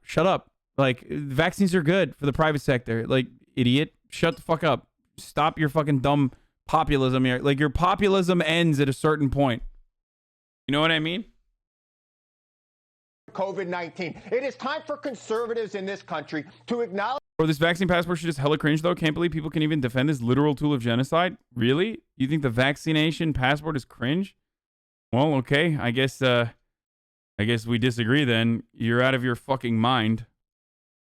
Oh, he's kidding. Okay. Literal tool of genocide. Yeah, I can't believe most like European Union most European Union countries are doing genocide with vaccine passports. Acknowledge we have a crisis and start joining the fight to end it and stop spreading lies. My favorite thing has always been that like conservatives literally side with COVID. In a ongoing battle between COVID and humanity, conservatives are like, nah, we're going to side with COVID on this one. We are going to literally, we are going to help COVID out as best as possible. And start joining the fight to end it and stop spreading lies about what's going on in this country. It is devastating, this country, and blood is on the hand of the former guy and others who support him. You're not going to call Tucker Carlson a conspiracy theorist. That is wrong. This is what the Democrats do. They keep calling us names. We're not going to put up with this. I stand for freedom. I stand for the freedom of the American people every single day. You're a grifter. This is ridiculous. Let's not do name calling, guys, okay? Let's keep it simple. But I'm not. Come on, let's keep it simple. Let's see both sides of the conversation. You know, both sides of the equation, guys. Come on. You know, one side says vaccinations are making you gay and autistic, and the other side is saying that it doesn't, and you should take it because, you know, this is the only way out of a fucking pandemic that has already killed 500,000 people. So can we be civil about the gay autism vaccine side of this conversation, please, without referencing them as grifters? It's kind of weird. I'm not. Yeah. Come on, let's hear COVID side on this. I mean, there's both sides to every conversation. Let's hear from COVID. Representing COVID here is the American Conservative Union's very own Mercedes Schlapp. I'm not going to allow Chris, he does this all the time, to call Tucker Carlson a liar. Yeah, we don't do name calling. Theorist. Okay, we have every right to make this decision for our family, damaging the effort to get this. Nothing wrong with the freedom to choose whether you want to get vaccinated or not is something that I saw in the chat and I can't find it anymore. Okay, first of all, Unfortunately, in the United States, it's not mandatory. It should be. I wish it was, okay? Unless you have like a serious medical condition that prevents you from getting it, okay? And two, like, this is literally advocacy for getting the vaccine. They're not saying we're going to fucking kill you if you don't get a vaccine. The guy is simply saying, this is the scientific evidence that we have. This is what we need to get over the fucking vaccine. Here are the defenders of it. And the other side is like, nah, I don't know. I think it's okay to be skeptical, furthering the skepticism that people have over the vaccine. Okay? It's not fucking freedom when it as it pertains to epidemiology. Your freedom is limited. Okay? You don't have unlimited freedom. Your freedom is limited by my boundaries, okay? When you start infringing on my liberties and my interest in continuing to live, well, that's where your fucking freedom ends. That's how it works in a civilized society, right? An epidemic or a pandemic is a perfect example of this. Your freedom to whether or not, your freedom to like not take the fucking vaccine or take the vaccine literally ends when you're coughing on motherfuckers and killing them, okay? Sorry.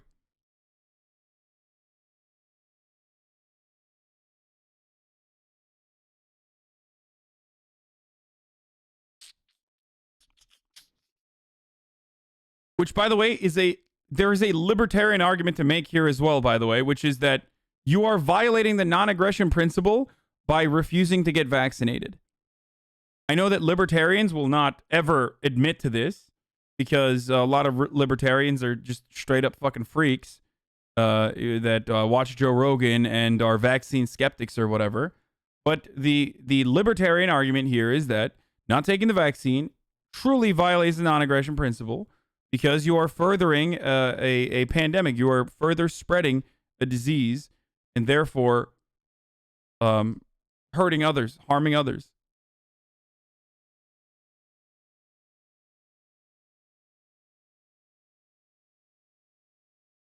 Without their consent, of course.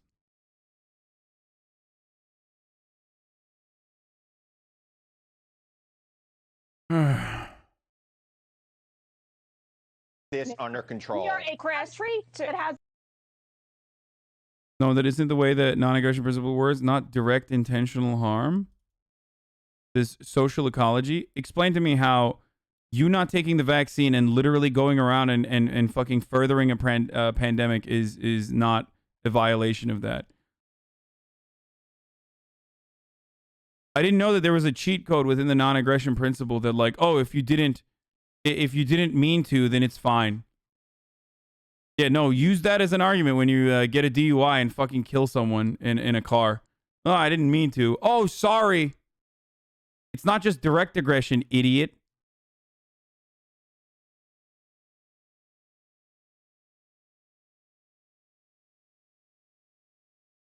Fucking libertarians, dude. Liberal take.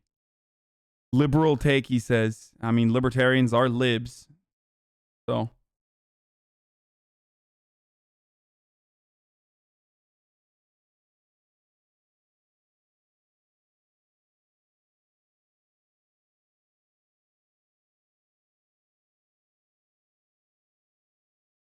Go ahead.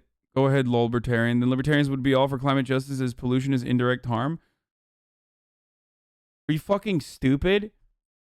We're already talking about why libertarians don't have their own fucking convictions and are just a meme for the most part. A lot of American libertarians are just libertarians, okay? They're just fucking nuts.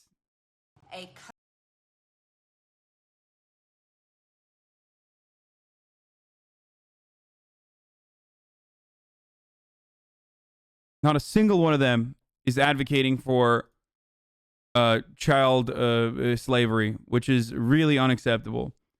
If you are a libertarian, you need to say with your chest. You need to be like, nope. You should. A parent should be able to sell their baby in the marketplace of babies. This will be maximum utility, maximum efficiency, and maximum child rearing, for maximum child rearing purposes. Okay. Okay, second trigger warning, Marjorie Taylor Greene.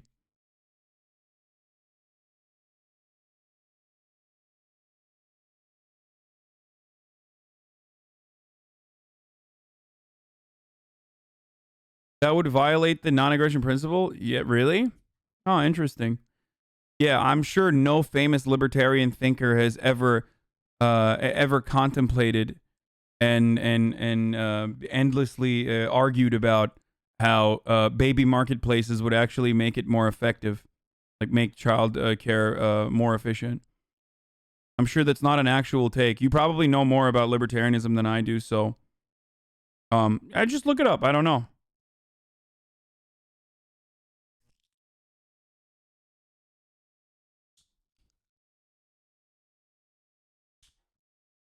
Just look it up, dude. Maybe I'm totally making this up.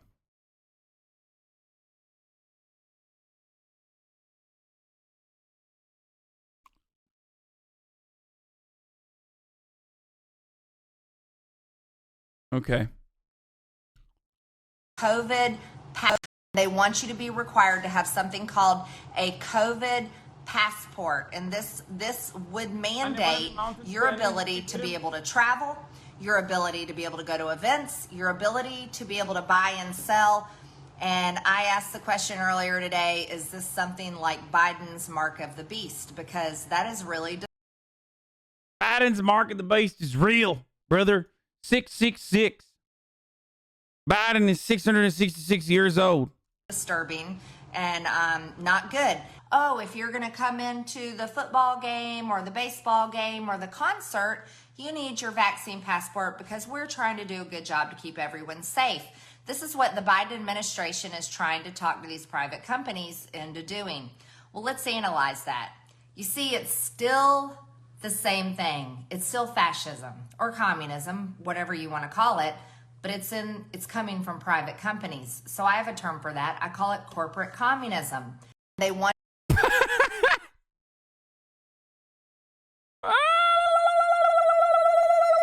Okay, really good, really good, really good, really good, really good. I call it corporate communism.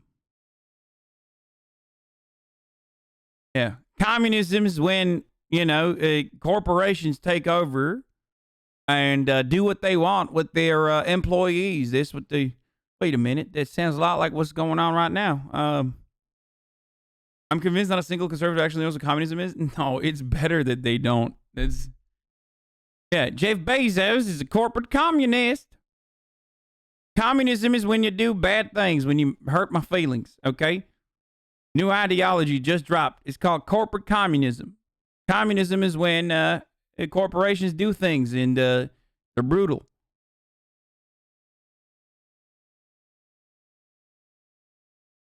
No, communism is like cancel culture. It's like literally everything bad. Okay, that's it.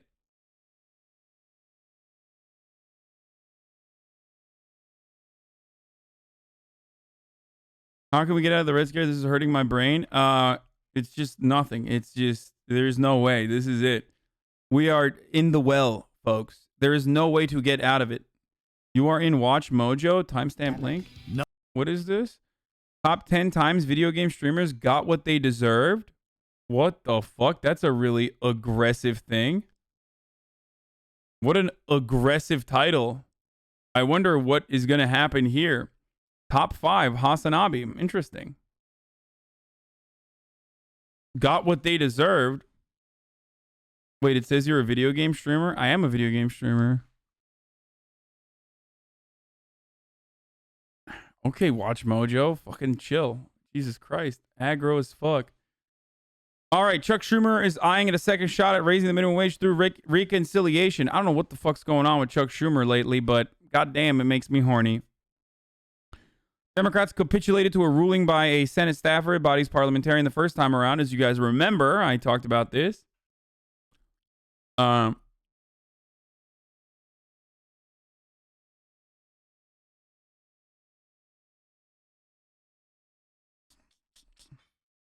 Your aunt got cancer. Those damn commies are at it again. Oh, yeah, exactly.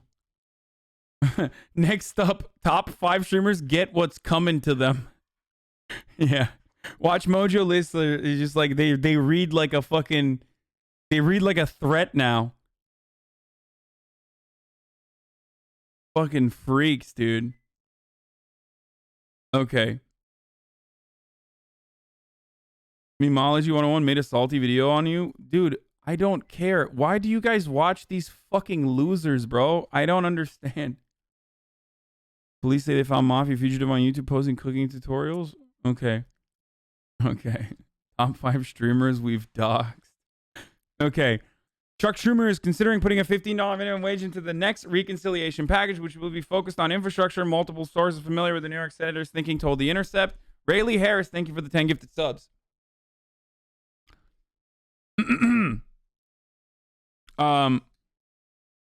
Senate Democrats attempted to include the wage hike in President Joe Biden's COVID-19 relief package, as you know, and it was tossed aside, which was fucking bullshit. By the administration, by the way. The administration could have done more. They didn't do it. It was fucking bullshit. It was very, it made me very upset. If Chuck Schumer is willing to reconsider this and add it into the infrastructure bill, I think that it is a very solid way to do so. The infrastructure bill could potentially get Republican votes even, which is probably not going to happen anymore, especially if you put the $15 minimum wage into it. But also, infrastructure bill is something that no, Kristen Sinema is not going to nuke it again. I don't think. I mean, unless they need to apply pressure. There's other senators that did not get.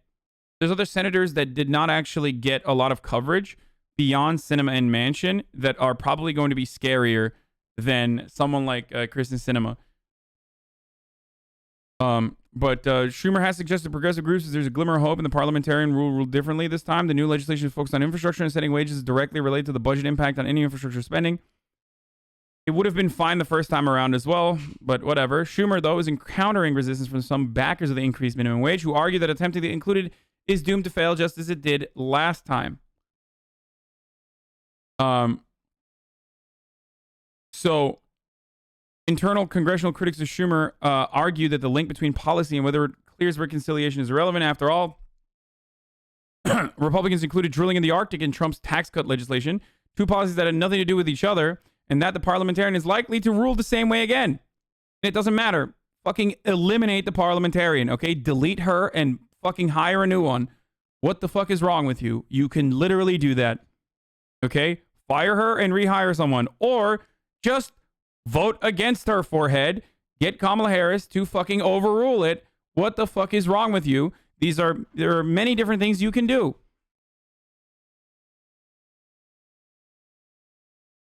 How is Schumer going to pressure Manchin, who isn't up for re-election until 2024 and may retire in a deep red state? So the problem with Joe Manchin is that this is like evil villain shit. Okay, like what you're basically stating in that regard is straight up like, oh no, he's just going to go against the wishes of people of West Virginia because he might not even fucking get reelected. He might not even want to get reelected. That is a psychotic argument to make. Okay. Joe Manchin is supposed to do what his fucking constituencies want to do. Okay, you have to stress that over and over again. It's ridiculous. Oh, well, sorry. Nothing you can do because Joe Manchin is just going to sit there and play the spoiler. Okay. What fucking argument is this? Like, what is this argument? So I guess we should just never try.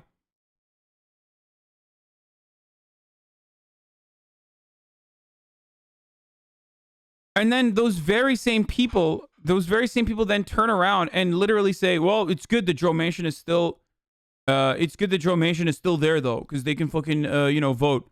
Joe Manchin will be an important vote in certain votes. Like there'll be a key vote. Like, what do you mean? This is a fucking key vote. This is a key vote. It's literally what West Virginians want. And I went to neoliberal subreddits to see how motherfuckers were advocating. I went to neoliberal subreddits to see like how people were defending Joe Manchin. And first of all, the most idiotic take was, oh, well, Joe Manchin's people do not want $15 minimum wage. False. West Virginia overwhelmingly wants a $15 minimum wage. They're on board with it. That is a falsehood. So you're just lying to one another to fucking inhale that copium.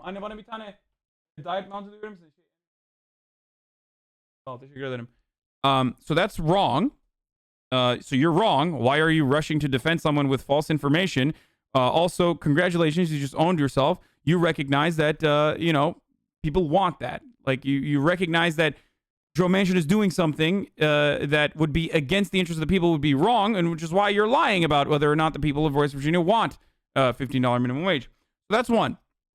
Two, I've even seen motherfuckers go to the extent of saying, well, what if the people of West Virginia don't want a $15 minimum wage for the people in Alabama? And that's why Joe Manchin is saying he doesn't want a $15 minimum wage. That's not how it works. So you can't do that.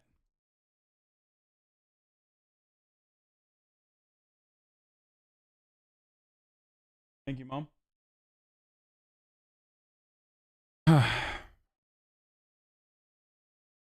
Psychotic.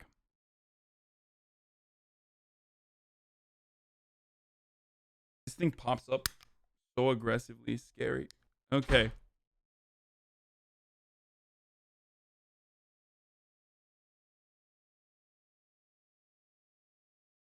Same with cinema. Mark Kelly was a advocate for the $15 minimum wage increase in Arizona. And Mark Kelly won by better numbers than Kyrsten Sinema did against Kyrsten Sinema's same opponent. That's one. Two, Mark Kelly's approval rating is significantly higher than Kyrsten Sinema. Sinema is currently in the aftermath of this, you know, shenanigan around not increasing the minimum wage to $15 an hour. Her fucking polling dipped further, and she was at, I believe, like minus 11 points. So, you know, completely psychotic for anyone to say that the people of Arizona do not want a $15 minimum wage increase when they themselves recently added an additional tax to the top marginal tax rate so they could fund their education system. Again, the $15 minimum wage increase passed overwhelmingly in a red state like Florida, and it was more popular than Donald Trump and also more popular than Joe Biden. So this notion that the $15 minimum wage is not popular in any of these fucking states is bullshit. Okay, it is a popular policy.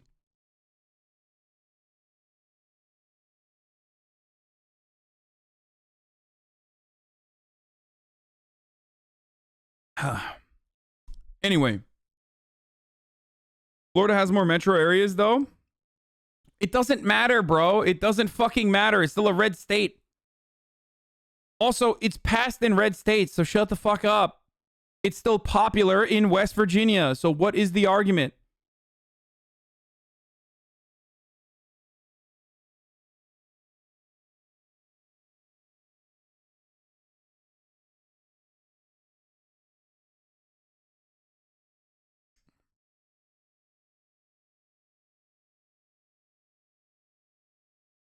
Okay. Just say that you don't understand the process and you're just going to fucking relentlessly defend the Democratic Party despite the fact that the Democratic Party does not pay you to defend it, and move on. Okay? Because that is the reality. What you are doing here is defending the Democratic Party without pay stubs, motherfucker. That's all you're doing. You are literally defending the Democratic Party and you're not even getting paid for the privilege. All right? You're not a consultant, so shut the fuck up. And you're doing it by lying, and you are the type of person who gets mad when Fox News commentators do this shit, so why are you doing it for the Democratic Party? Still ignoring my point? I wasn't saying it was right. Manchin is driven by corporate donors and lobbyists. I never said he was properly representing his constituents. Make him suffer, dude. Nobody wants to be fucking vilified. Joe Manchin doesn't either. It doesn't matter. Make him fucking suffer. Protest outside of his goddamn house. Go to fucking set up town halls. Demand it. Use grassroots mobilization. I'm not ignoring your point. It does not matter. We never take it to that length ever. And we're certainly not going to take it to that length if the administration is not going to put a magnifying glass on the actions of Joe Manchin. I'm not ignoring your point. I already answered your fucking point. I'm not saying yell on Twitter either. The president and the bully pulpit has a fuckload of power. If we recognize that Trump's actions from the bully pulpit had a significant impact on white supremacist activity increasing in the country, then you have to also recognize that Joe Biden literally saying something along the lines of, well, Joe Manchin, what you're doing, Jack, is kind of fucked up. People in West Virginia want this, Jack. Boom. All of a sudden, you have applied so much pressure to a person from the bully pulpit that you can actually get them to move. But instead, you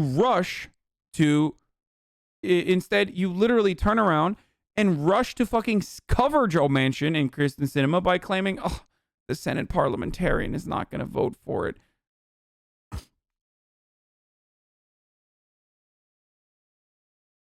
Sorry.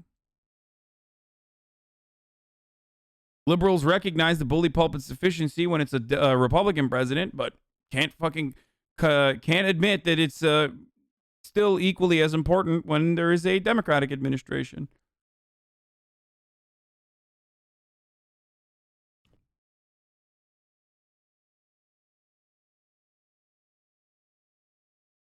Some people can't yell in person. Telling them not to yell on Twitter is telling them to do nothing and is very ableist. Okay, well, I'm fucking ableist as shit, brother. Welcome to the ableism hour. Anyway, Sheldon Whitehouse. I guess the question is whether dark money Mitch will ever allow a good faith effort, and whether the all-in on voter suppression Republican Party will ever allow a good faith effort. Bipartisanship presumes good faith. Absent, that is the La Brea tar pit. Manchin is pushing Democrats for voting rights compromise. It's great.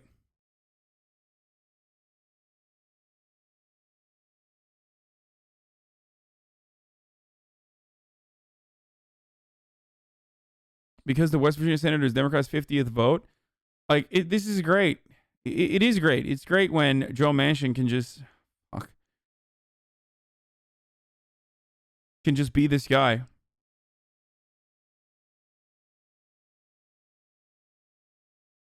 I wish Bernie was the 50th vote, you know what I mean, for more progressive legislation, but that'll never happen. He's going to do this on every bill, exactly. Oh. Anyway, Marjorie Taylor Greene is a demon. We talked about this. Initial draft infrastructure proposal circulated. The White House call for $3 trillion in spending and $1 trillion in tax hikes per three sources familiar. But this week, the White House expected to push $4 trillion in spending, as much as $3.5 trillion in tax hikes. $3.5 trillion in tax hikes is almost the exact number in tax cuts that the American wealthy business owning class got in the aftermath of Trump's tax cuts. So that was a campaign promise from Joe Biden. So that's cool that he is pushing for it. Tax who though? Hold on. Oh, Jesus Christ. Minimum wage makes it illegal for workers to accept jobs that they would otherwise accept. It kills jobs, full stop. You hurt small businesses far more than likes of Walmart and Amazon. You do not defend proletariat's best interests. What? Did you just say that? Did you just use the word? Oh, fuck, that's bait. There's no way. This motherfucker said the minimum wage should be $0. Like, there should be no minimum wage if you want to, push for workers' rights. Yeah, you're right. What about slavery? I think slavery is good too, right? I mean, think about it. You're, after all, offering food and shelter to people. Yeah, honestly. Right? It's in the proletarian's best interest to be enslaved, I think.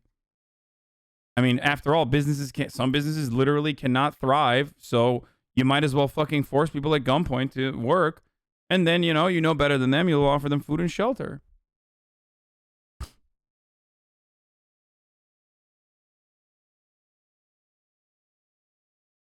Not even bait.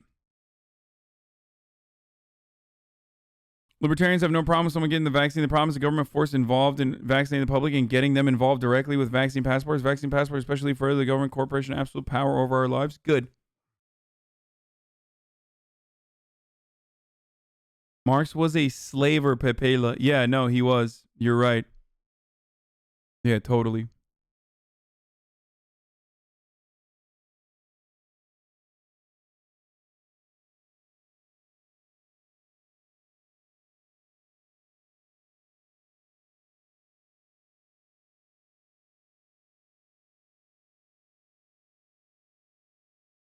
I love when libertarians say that an accountable government should not actually...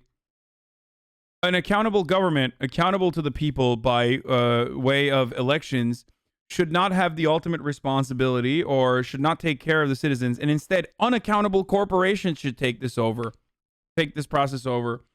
We know corporations can be as authoritarian as they want to. That's just how corporations operate. You expect them to be authoritarian. No one has ever been like, hold on, I, the janitor, don't get to have a say in the way our profit margins are looking like this quarter. Like, that would be democracy, technically, and that's a laughable concept within the corporate structure. And yet you fucking turn around and literally look at the one element that we do have in our hands, in our grasp, which is forcing our elected representatives to work on our behalf, instead of trying to fix that process to ensure that direct democracy actually does occur, to ensure that there is accountability within the democratic process. You turn around and you're like, let's just give it to literally the corporations that straight the fuck up have no accountability to anyone whatsoever.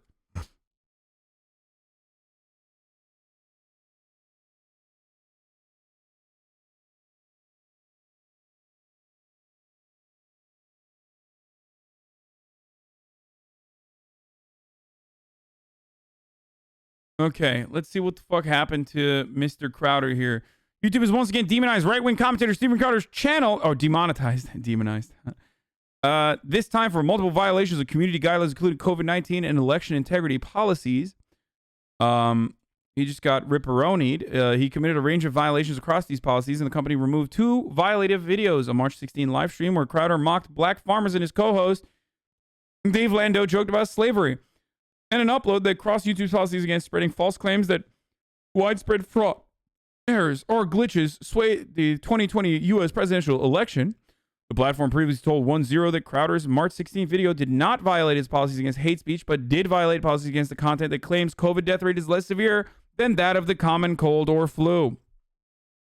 Crowder announced this demonetization on Instagram. Let's take a look. I've been banned from YouTube. Crowder has now been banned, apparently, from YouTube, I believe. I think so. That's what it looks like. So let's take a look at what happened to Mr. Crowder. All right. Let's see if he actually was suspended from YouTube really quickly, because the only thing I've seen so far is that he's been demonetized.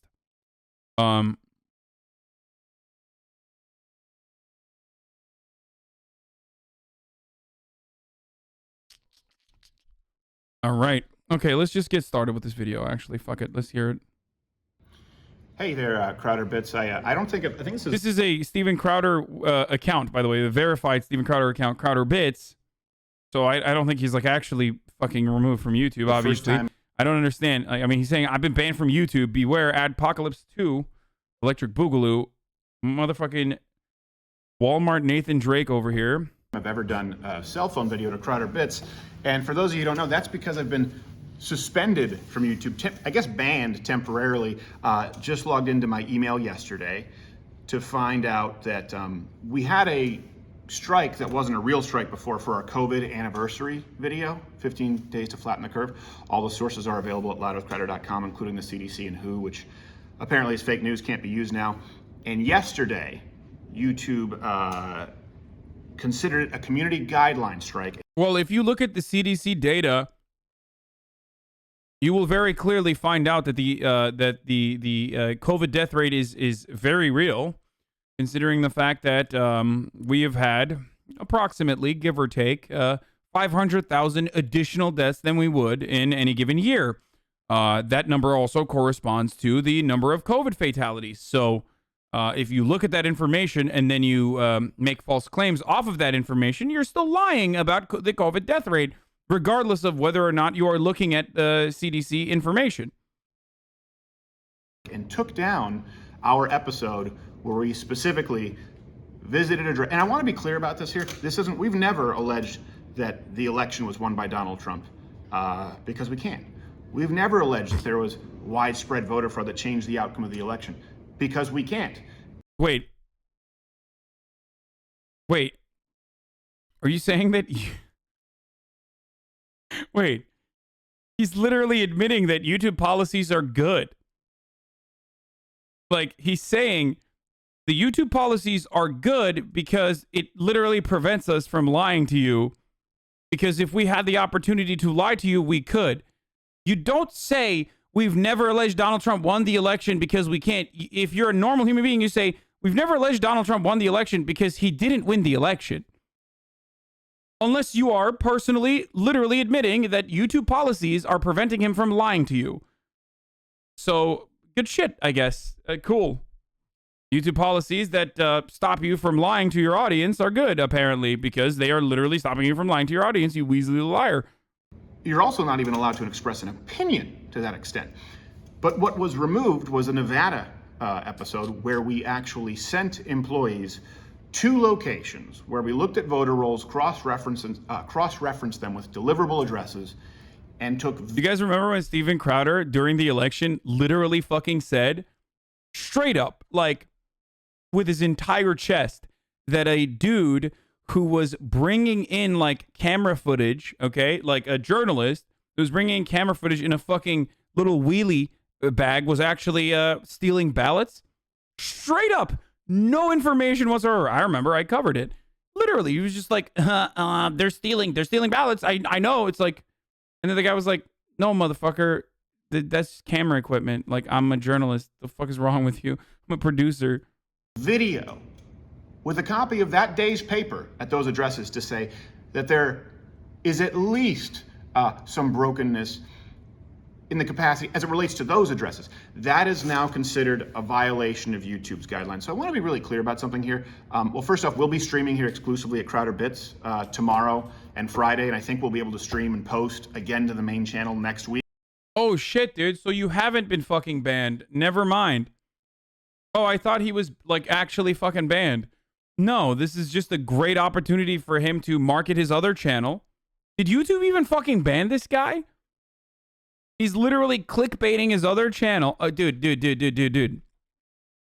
You know how like a lot of online commentators have like shipping culture and stan culture to always rely on so that they can, online content creators have shipping culture and you know, stan culture to rely on to like do clickbait, like, oh my god, you know, put your Minecraft bed next to mine, ooh, flushed, and like people fucking love that shit. They're like, blah, blah, blah. Well, this is the conservative bread and butter. The conservative commentator will do this instead of shipping culture because absolutely no one in the right mind should fuck Steven Crowder, so he can't do shipping culture. So he's gonna do I got banned culture. Okay, this is how you get stans on the conservative side. Look at me. I have been fucking destroyed by, you know, corporate communism or whatever the fuck you want to call it. I'm getting absolutely owned. They're taking my shit away. They're suspending me. They're destroying my life and my livelihood. Look how big of a fucking victim I am. When in fact, that's not even happening. Brother, you made a living and got hundreds of thousands of people to watch you lie about what was going on during the election. You made a killing misinforming people.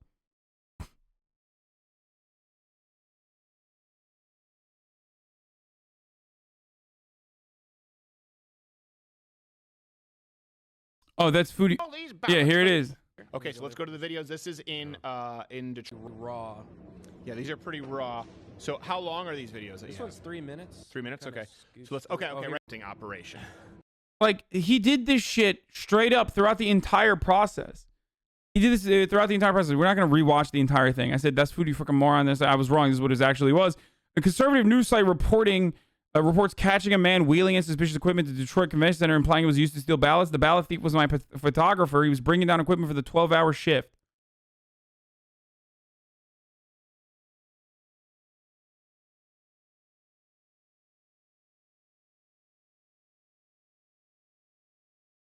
Lying is the most fun a boy can have without taking his clothes off. I mean, just fucking, you know, keep cross-dressing or something, dude. Like, obviously it gives you pleasure. Just do that instead. It's like, without being transphobic, of course, because, you know, just like have fun in other ways, you know? It's a Panic at the Disco reference. Is that what it is? I don't fucking know. I don't listen to Panic at the Disco.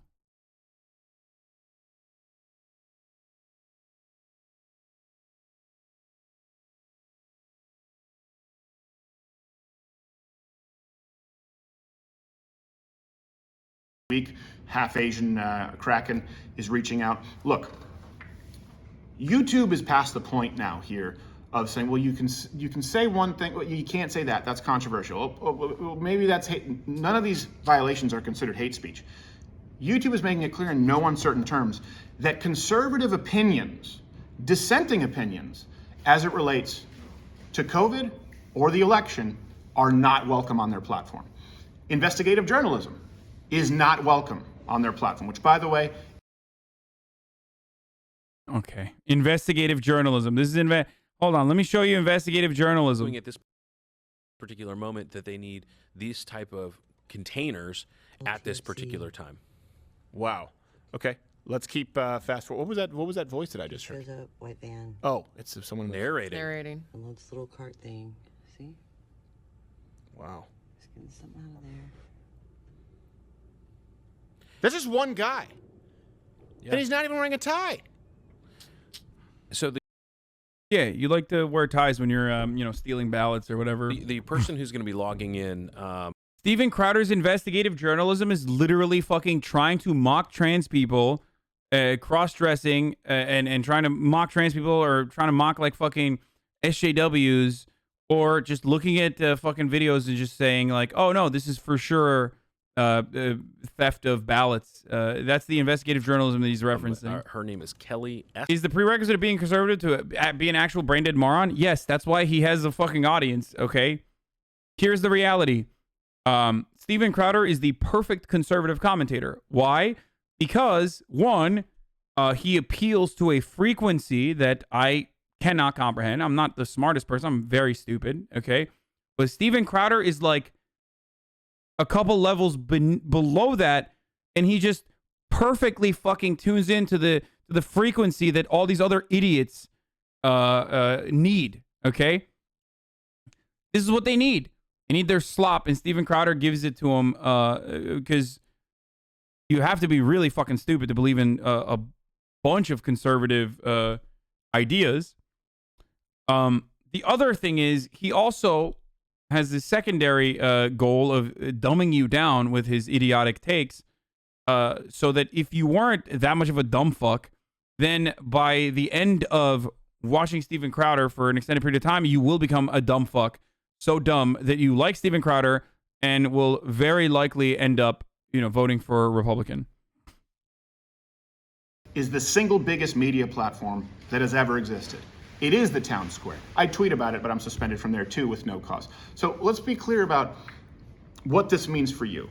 All right, COVID. Have I ever been an anti-masker? Nope. As a matter of fact, we were selling masks partnered with Jocko in Origin, Maine early on in the CDC.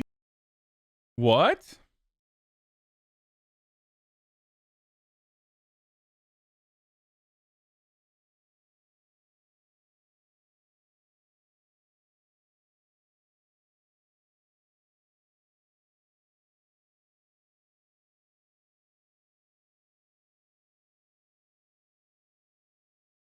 CDC was saying that you shouldn't wear masks. For those of you who are not listening or just listening to the broadcast, I pulled up immediately I Googled Steven Crowder, masks don't work. And it says, so if masks work so well, why haven't they? February 10th, 2021. The wearing of masks has proven to lessen the spread of COVID. Really? Why don't you support a mandate for national mask wearing? And why don't you wear a mask more often? Constitution much, you old crazy bitch? Why don't you just have a mandate to force people to wear a mask? Do you know why that's a problem? To force people to wear an... Okay, the CDC has broad powers during a pandemic, by the way, so it is literally... Hey guys, I'm doing investigative journalism, guys. I'm doing investigative journalism right now by Googling what Steven Crowder has said in the past and matching it up to like what he's saying currently. So we found out that he lied about that. Let's keep going. We've questioned the efficacy of states that have lockdowns and double mask mandates. Have we ever been anti-vax? No. I've never personally heard him be anti-vax. Steven Crowder, he might not be. We'll see. We'll see. I don't think he is an anti-vaxxer, but This is one of my.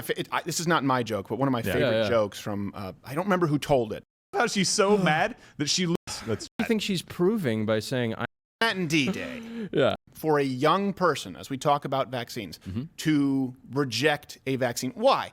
Because people don't understand this with this vaccine. It's a two-course vaccine. Yeah. Okay?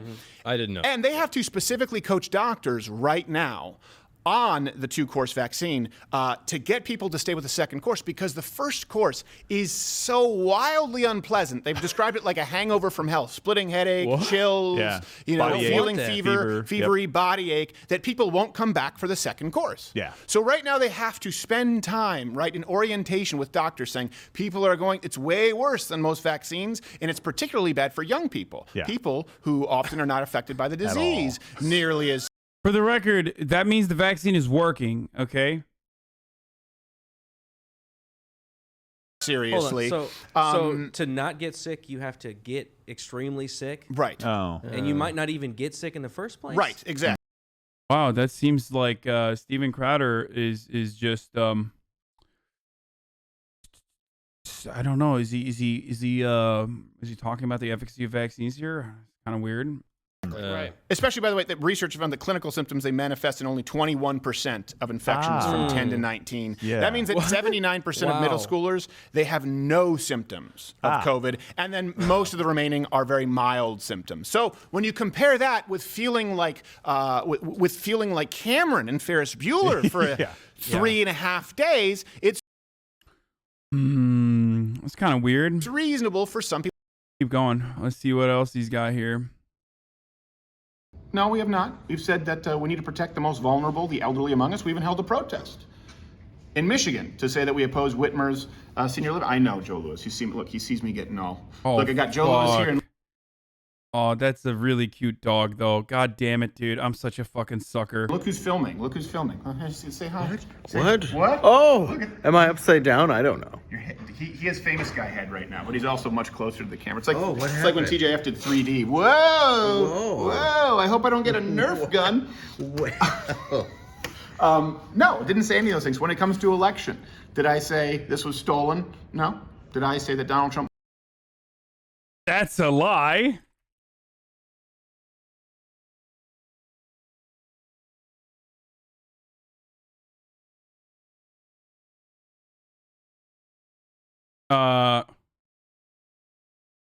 What? Russia, a lot of people think that the Russian interference with Donald Trump, really it came down to they impeached the president for a phone call.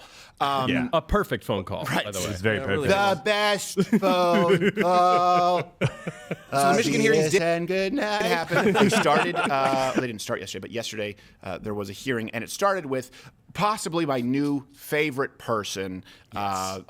This was, we have a lot to get, but this was just fun. It's the best. Welcome to the Senate Oversight Committee. You have 3 minutes. Thank you, committee. I am so happy. Sir. Right. It's not our fault that you cheated. So this is the point. The whole point is Hold on. What are they saying here? Hold on. What? Yeah, that's right. If they're voting straight ticket Democrats. Boy. And that's my heart and hope to die. Yeah. Well, and why in the world would they allow a ballot that has an 11-month-old birthday on it? It's like that overrides. Why would that not just go straight in the trash? Military? I guess we're a little murky on the rule book as to when life begins. Yeah. Yeah, that's right. If they're voting straight ticket Democrats. Boy. Just keep that one. That one survived the abortion. Keep it in the incubator for another when's election? 4 months. 4 months. We'll get that. Just vote. put this in his little paw there. Let me do it. Okay. Yeah. Good. Thank you for saying that. And throw out every single ballot that has 1/1/2020 as the. I'm sorry. It's insane. You did it, not us, right? Right. It's not our fault that you cheated. So this is the point. The whole point is every one of these instances needs to be investigated in either. Crabs in a bucket. I mean, the entire 5-hour fucking stream that he had on election is Democrats try to steal the election? Question mark. Terms about a sexually charged and points off. I don't know. Let's say in Michigan, the final results. Oh, right. If it favored Biden, you would have been okay. Right. What if I though claimed that there were another 120,000 votes? Oh, they're going to go for Donald Trump. I lose my right to speak. I lose my Facebook. I lose my YouTube. I use my Twitter. We always have to be so right. Because there's so much. What you're about to see. No retreat. America's about to stop the steal. Good morning. Streamed live on December 7th, They say, I think this was a 2020. Mediaite. They said, it was a game of telephone where he said people had left, but then people actually weren't told to leave, and so they were told to come back. If I'm seeing every single major news outlet, and by the way, including this one, who beat all of those outlets that you saw that night, thank you, by the way, for tuning in. Mug Club, join up. You know what I do? I go, I might actually be held accountable for this. Let me go, no, you guys are getting the story wrong. You guys are getting the story wrong. We didn't tell anyone. Motherfucker, months later, he's still getting the story wrong. Like, straight up. Straight up. So should we keep going? I don't know. I just like. Done. We're not going to do anything. Look into it. Who do we ask? Because here's the thing, and I said this when they were going to do the recount. Yeah. I said, listen, don't expect this recount when there's a reason they're not doing a hand recount in Georgia. Because even if you're a Republican, you don't want to look like so much of a dumbass that a pipe didn't burst, people were sent home, they counted votes in secret, and you're the one in charge. It's not about Republican or Democrat at this point. It's about people not wanting to lose their jobs, and they should. Yeah, every single one of them. And when did they do it? But they did do a hand recount in Georgia. They did. Donald Trump calls the governor and says you shouldn't certify these results. The media says Donald Trump is illegally pressuring him. No, all he's saying is enforce your own laws. They weren't followed. You have to not certify this, and you have to look into it. Let's not bicker about. Anyway, so yeah, no, he definitely did fucking talk about how the election was stolen. Let's keep going. On the election? No. What I said was this is an address from where someone voted, and it doesn't exist. And I stand by that. That's a violation of the public square right now. This is now clear that conservatives, everyone out there who has an opinion that may be detrimental to this administration, and of course, the people in big tech who support them. Calling all patriots to disobey. Will no longer be allowed. It's very different from what happened before with the Vox Adpocalypse. And this is, by the way, use the hashtag Adpocalypse2. That's what's happening right now. Yeah, we've been fully demonetized. We expect that. The suspension doesn't make a lot of sense, and we haven't really heard back from anyone at YouTube. So we'll be streaming here in Crowder Bits tomorrow and Thursday, and I believe Monday. And I would ask that anyone out there, let people know that we're available on Crowder. So here's the question I have. One, in this entire video, he basically admits that the YouTube policies are effective and working well, because otherwise he would lie even further about the things that he has said. Then he follows up by literally lying about what he hasn't done or what he has done in the past. We found immediate examples like that. I don't even fucking follow Steven Crowder that closely, and I knew that he had lied about every single thing that he said. So YouTube's actual demonetization here or ultimate suspension here is totally valid and worthwhile, especially if they already warned you not to do this, told you what the rules are. They clearly communicated to you that you can't fucking get away with spreading misinformation intentionally, okay? And you kept violating the platform's terms of service, and he did keep doing that. He kept doing it over and over again, and tried to make a living off of that. Then yeah, it's a reasonable suspension. I mean, I'm sorry. It's the truth. And I say this as someone who gets hit with demonetization all the goddamn time. Usually, I get hit with demonetization for videos where I'm even attacking the misinformation being spread by other people, like Steven Crowder. And I will still get hit with misinformation tags or even get demonetized. I have to create a grassroots momentum to reclaim those videos. Usually, I think that even the Daily Dose of HasanAbi channel, which recently hit 100,000 subscribers. This channel is not owned by myself, or I have no control over this channel. It's a fan-made and operated channel that edits these videos. I think they got targeted in a similar capacity with no way to even fight back, if I'm not mistaken. So YouTube fucks over content creators that are certainly not spreading misinformation. So it's not the adpocalypse, it's that you are literally spreading misinformation, which YouTube is trying to combat because it is a gigantic problem, because people are being misinformed and not wanting to take vaccines and shit like that. Crowder Bits. Also, follow me on Instagram at Louder with Crowder. We're still available podcasts, Spotify, iTunes, Android, and of course Mug Club, where we always have more content anyway. So you don't own your own channel? No, I own my own channel, which is this one.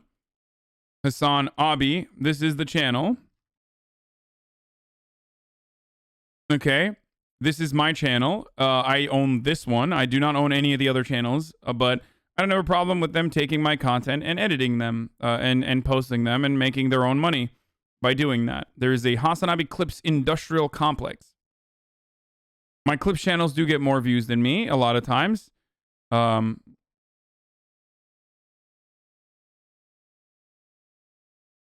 can go check these videos out as well. You should go watch them.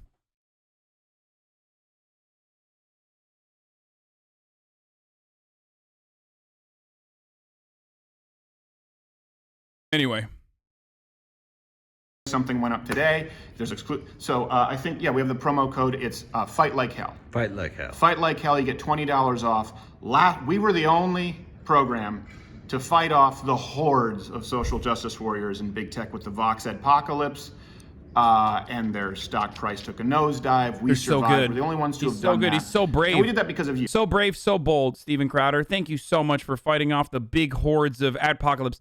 Motherfucker, have you ever considered that you are literally responsible? That you are literally responsible because of this shit, okay? Like, just like talking about fucking, well, that was about 2 masks specifically, but all the other things that you have said that has made YouTube demonetize you. Have you ever thought that maybe you're the one who's spoiling it for the rest of us? Your average vid gets 10K an hour, so the Lil Nas X video is popping the fuck off? Does it?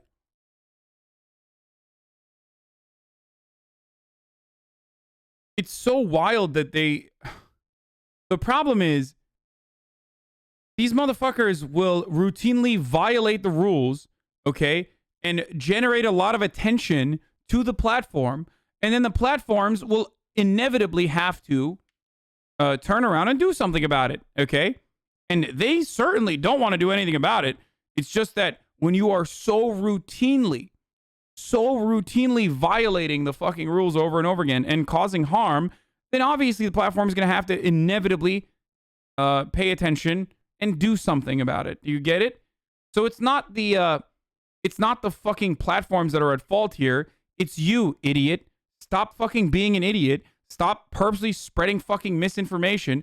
Like, just be a normal Republican and do the light amount of misinformation that, or not even light, most Republican commentary still revolves around fuckload of misinformation. Just do that, okay? Just lie like the rest of the Republicans. Don't take it to the next level and get to the Dominion level conspiracies, and you won't get fucking clapped up, and you won't get anyone else clapped up as a consequence of YouTube making it seem like they are both sidesing this situation. Because what ends up happening always with the likes of Steven Crowder is that he gets suspended, and then YouTube is like, well, we're not just taking action against Republicans, and then people like myself get suspended when I'm not doing the fucking misinformation, asshole. It makes me so mad.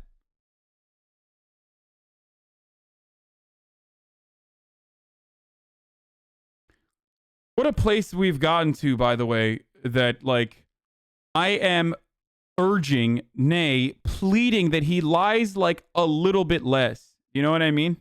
I'm just like, please, like, of course you're going to always lie. Thank you, Daily Dose of HasanAbi, for the 10 gifted subs. I'm urging this motherfucker to just, like, lie less, okay? Don't be so gross with your lies, all right? Just, like, lie less, because you're going to lie anyway. I can't stop you. You're always going to lie, you lying motherfucker. But just don't lie so much that, like, YouTube takes action against you, okay? How about that?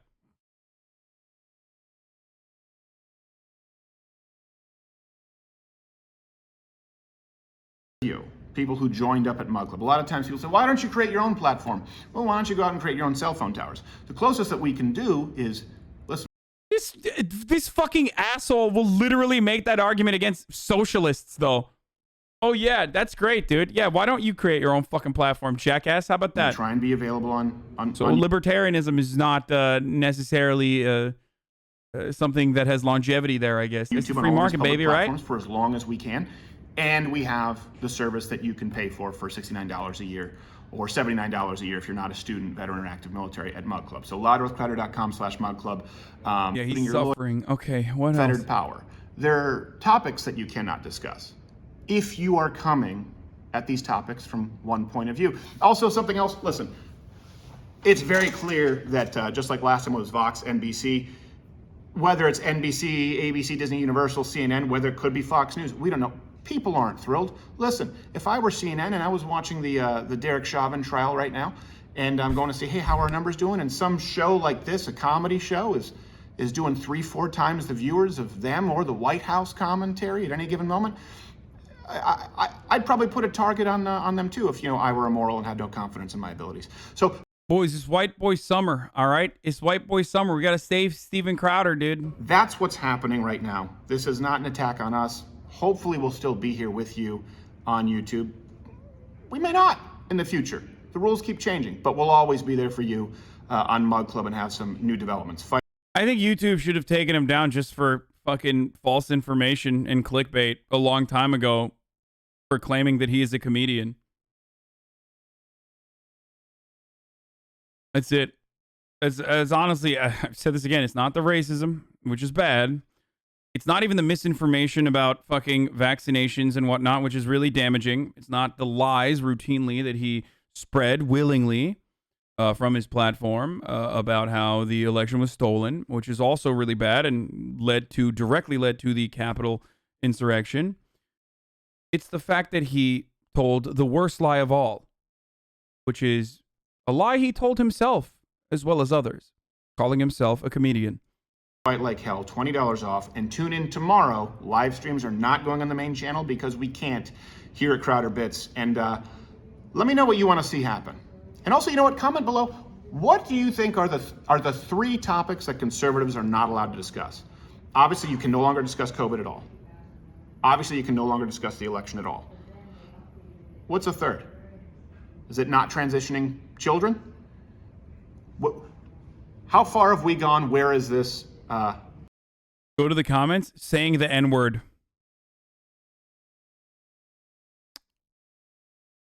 YouTube's the last remaining piece of social media I use. I'm almost giddy with anticipation of canceling it. It was wonderful and successful. Yeah, dude.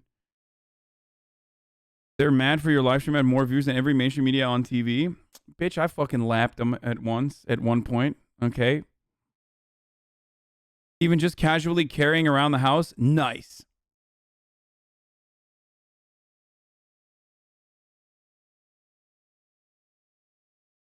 Why don't you wear a gun holster in your home studio? Yeah, I know.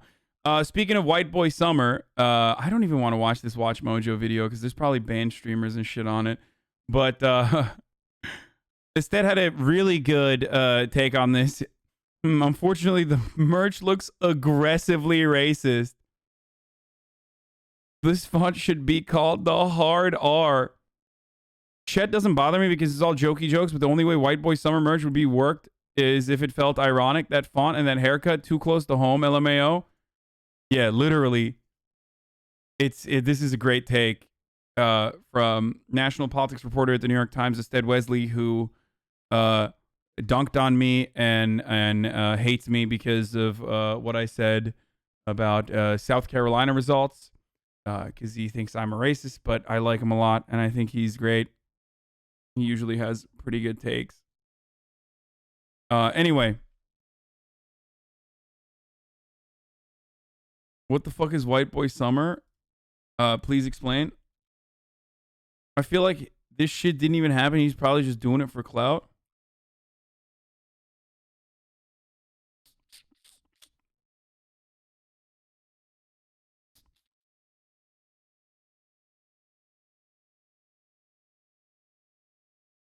The spacing is aggressively racist. Dude, this is literally like some straight up. It just looks like neo-Nazi merch, okay? I don't know how else. I mean, it does. The font should be called the hard R. Have you studied the white boy summer rules and regulations? I have not. But that account is limited in who can see their fucking interactions. And I am not. Oh, I'm just. Wait, what the fuck? Am I. Internet. Wait. Did this motherfucker like block me? What? Who is this guy? Bro, why? Why do these people do this, bro? Why? What the fuck? Gone mad. Oh, wow, wow, wow. Woke up this morning. Internet gone mad again. Sheesh. Sheesh. But I just want to drop a few rules and regs for... Okay, oh, dude, that's so aggro. That code switch, dude. You can't do that, Chet. Holy shit, dude.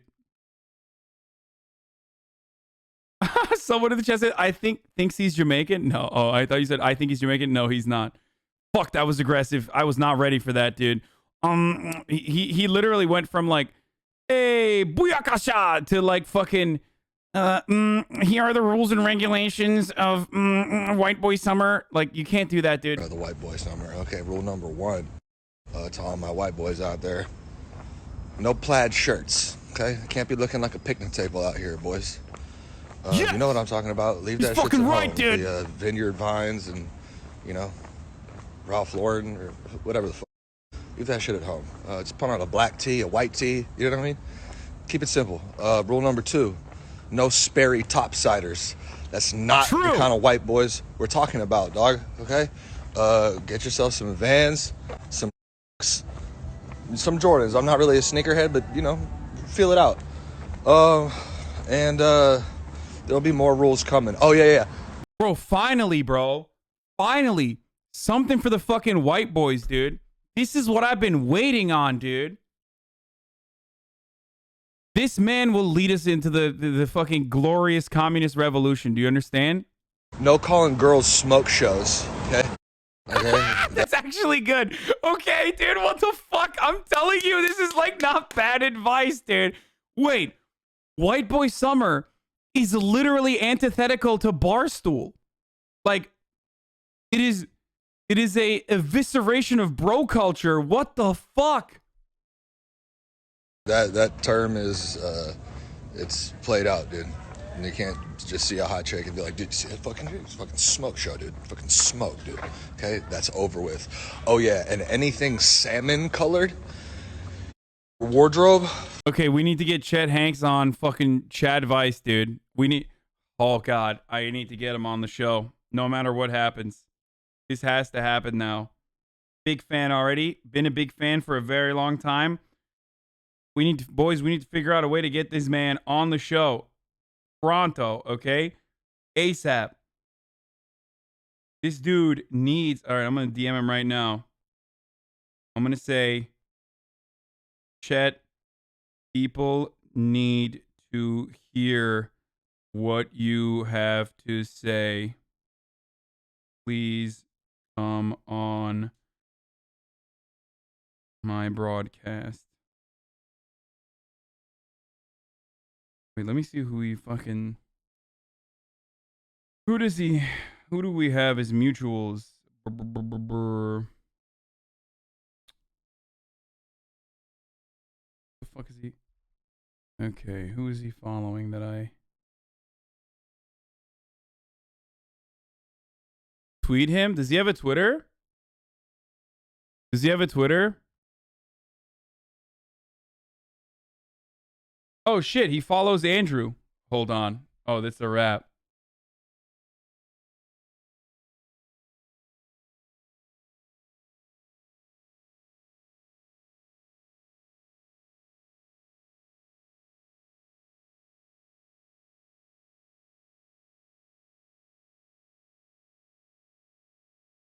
Andrew, all gas, no brakes. I just texted Andrew and said, Andrew, Chet Hanks follows you. We need to talk to him. I will do this. I will do this. If we get both of them on, that'd be great. Burn it. Burn that shit. Don't ever wear that again. Okay? Bottom line here, gentlemen, is it's time for us to evolve. Okay? Period. It's time for us to, you know, grow from a Pikachu to a Raichu. You dig. You know what I mean? Church. Oh, this is so good. Okay, fuck, dude. Okay, I gotta also mention this, obviously. Victory to all the workers in Alabama and everywhere, man. God bless you. Thank you. Chet Hanks said, "Workers of the world unite, dude." Okay, he literally, oh, fuck. This man is Pikachu the popular one, but Raichu the one who knows what's up.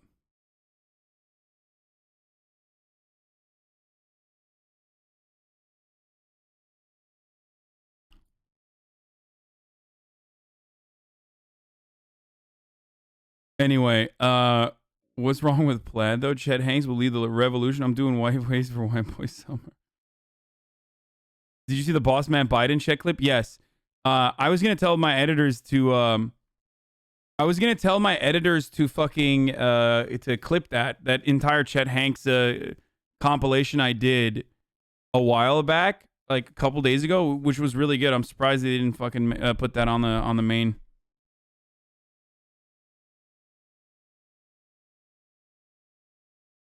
Chet Hanks could have written the Communist Manifesto, but Marx have created but could Marx have created White Boy Summer? I think not.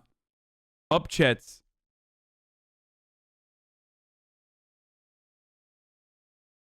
We already talked about the Black Girl Summer. It's Black Girl year round for him. Anyway, it doesn't matter.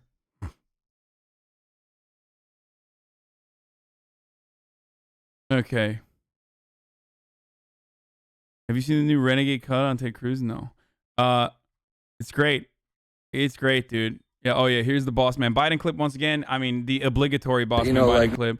Dude, he looks so hurt here. I'm glad that he's living his best life now. God damn, this is like a devastating look. This is like, if he still looked like this and it was like, oh, we gotta do white boy summer, I'd be like, nope. Hey guys, I just want to say that, now that Trump's leaving office, I think it's important to remember that he was the president, so we should show some respect. Pussy clot. Fuck them, Ross. Donald no one run but big boss man Biden. Fuck them, Ross. Pussy clot, boy. Go suck una mother.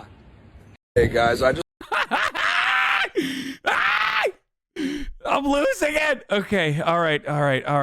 Oh, fuck, dude. And then people say, like, imagine canceling Chet Hanks. You know what I mean? Like, you're literally destroying opportunity for content for yourself. Okay.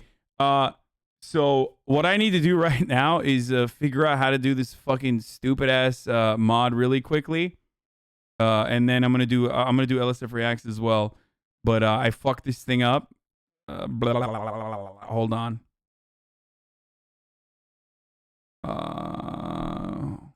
Biden. One off Chet Hanks, no pixel. Oh god, trolling. Wait, what? I had the game changed already. Wait, what? No. Don't change the game. I don't want to watch that video because I feel like the video on WatchMojo, that WatchMojo video is like literally cannon fodder. Or, yeah, we covered Lil Nas X. What is this? So here's how you install MVE. Okay. You go to the raised Patreon. You need to get, I think the £8 one is the minimum one. I don't know what that is in dollars. $12. You find your 5M executable. Right click, open file location, go to the application data, into the mods folder. You open your 5M NVE package, the main package, go into mods. I only take these files, drop them in there. Why not all of it? Okay. I wonder. And then we need the ENB. I use the medium settings. And then I need to go to my GTA folder, my main GTA directory, drag, drop these in here. I did this already. I've done this already. And there you go. NVE installed. For the record, I did all of this. It's not that hard. The problem is just that in the installation, I mean, obviously it's not that hard. I'll keep this video up really quickly. But I did this already, and I did it multiple times, chat. I did it multiple times, right?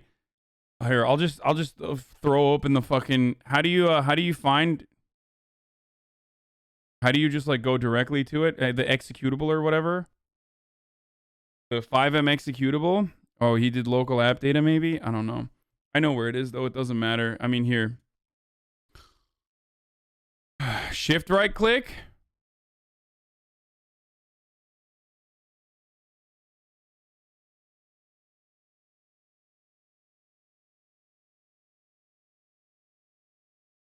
Right click open file location.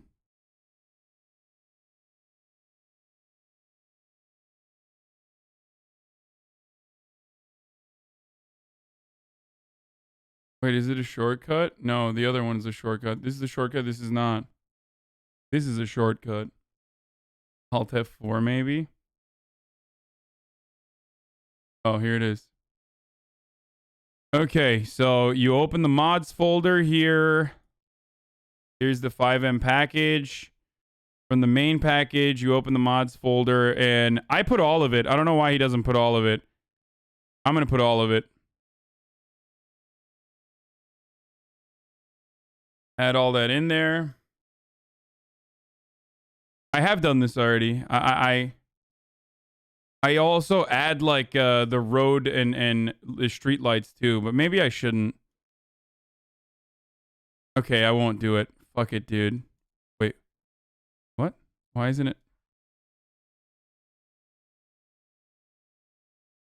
What just happened? It didn't work. What?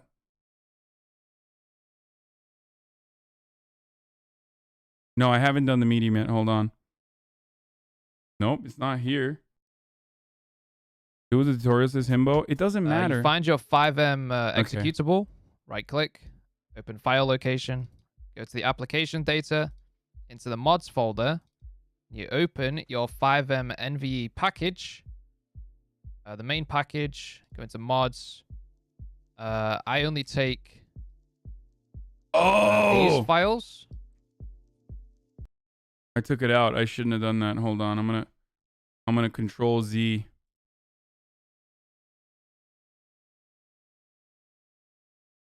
Drop them in there. Which are the files you got? NVE, vanilla map, and animated lights. NVE, vanilla map, and animated lights. He doesn't take the fucking vegetation and shit. I should. I'm gonna take it. I'm gonna take it all. Because I know most people take it all, and I even do the add-ons, but I'm not gonna do the add-ons. Okay. And then you take it to program files, Steam apps, common, Grand Theft Auto 5. Or no, you put it in the you put it in the 5M modification folder. What am I doing? That's gonna come later. Fuck me, I'm already fucking it up. What was it? Shift Control.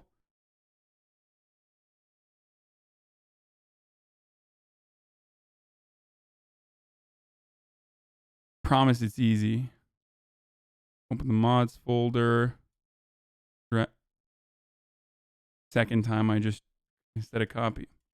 Bro, troubleshooting is so fucking hard. Holy shit. Okay, there you go. Okay. Did the 5M mods. Then you go back here. He did the normal package. I'm going to do the normal package as well. These are the optional add-ons.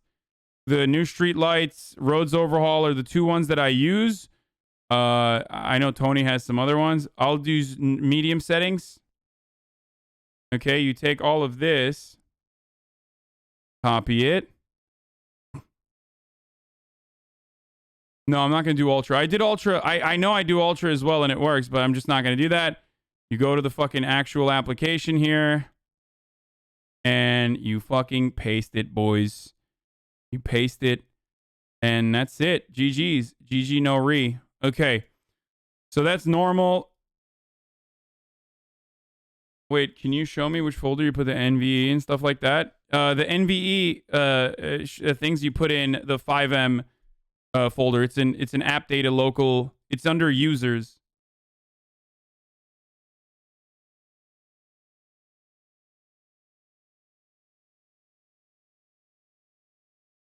No. It's fine. You just put it in a fucking... I don't think that's it. He has another folder. I mean, okay, give me the link again. We'll look at it. But I'm telling you, like, this is where it is. This is literally where it is. I've did it. I've done it. Also, it works. It works. It works. The problem So is here's how you install MVE. Okay, the 8-pound folder. Go to the application data, into the yeah, app data. It's the application data, local 5M mods. I did the right place.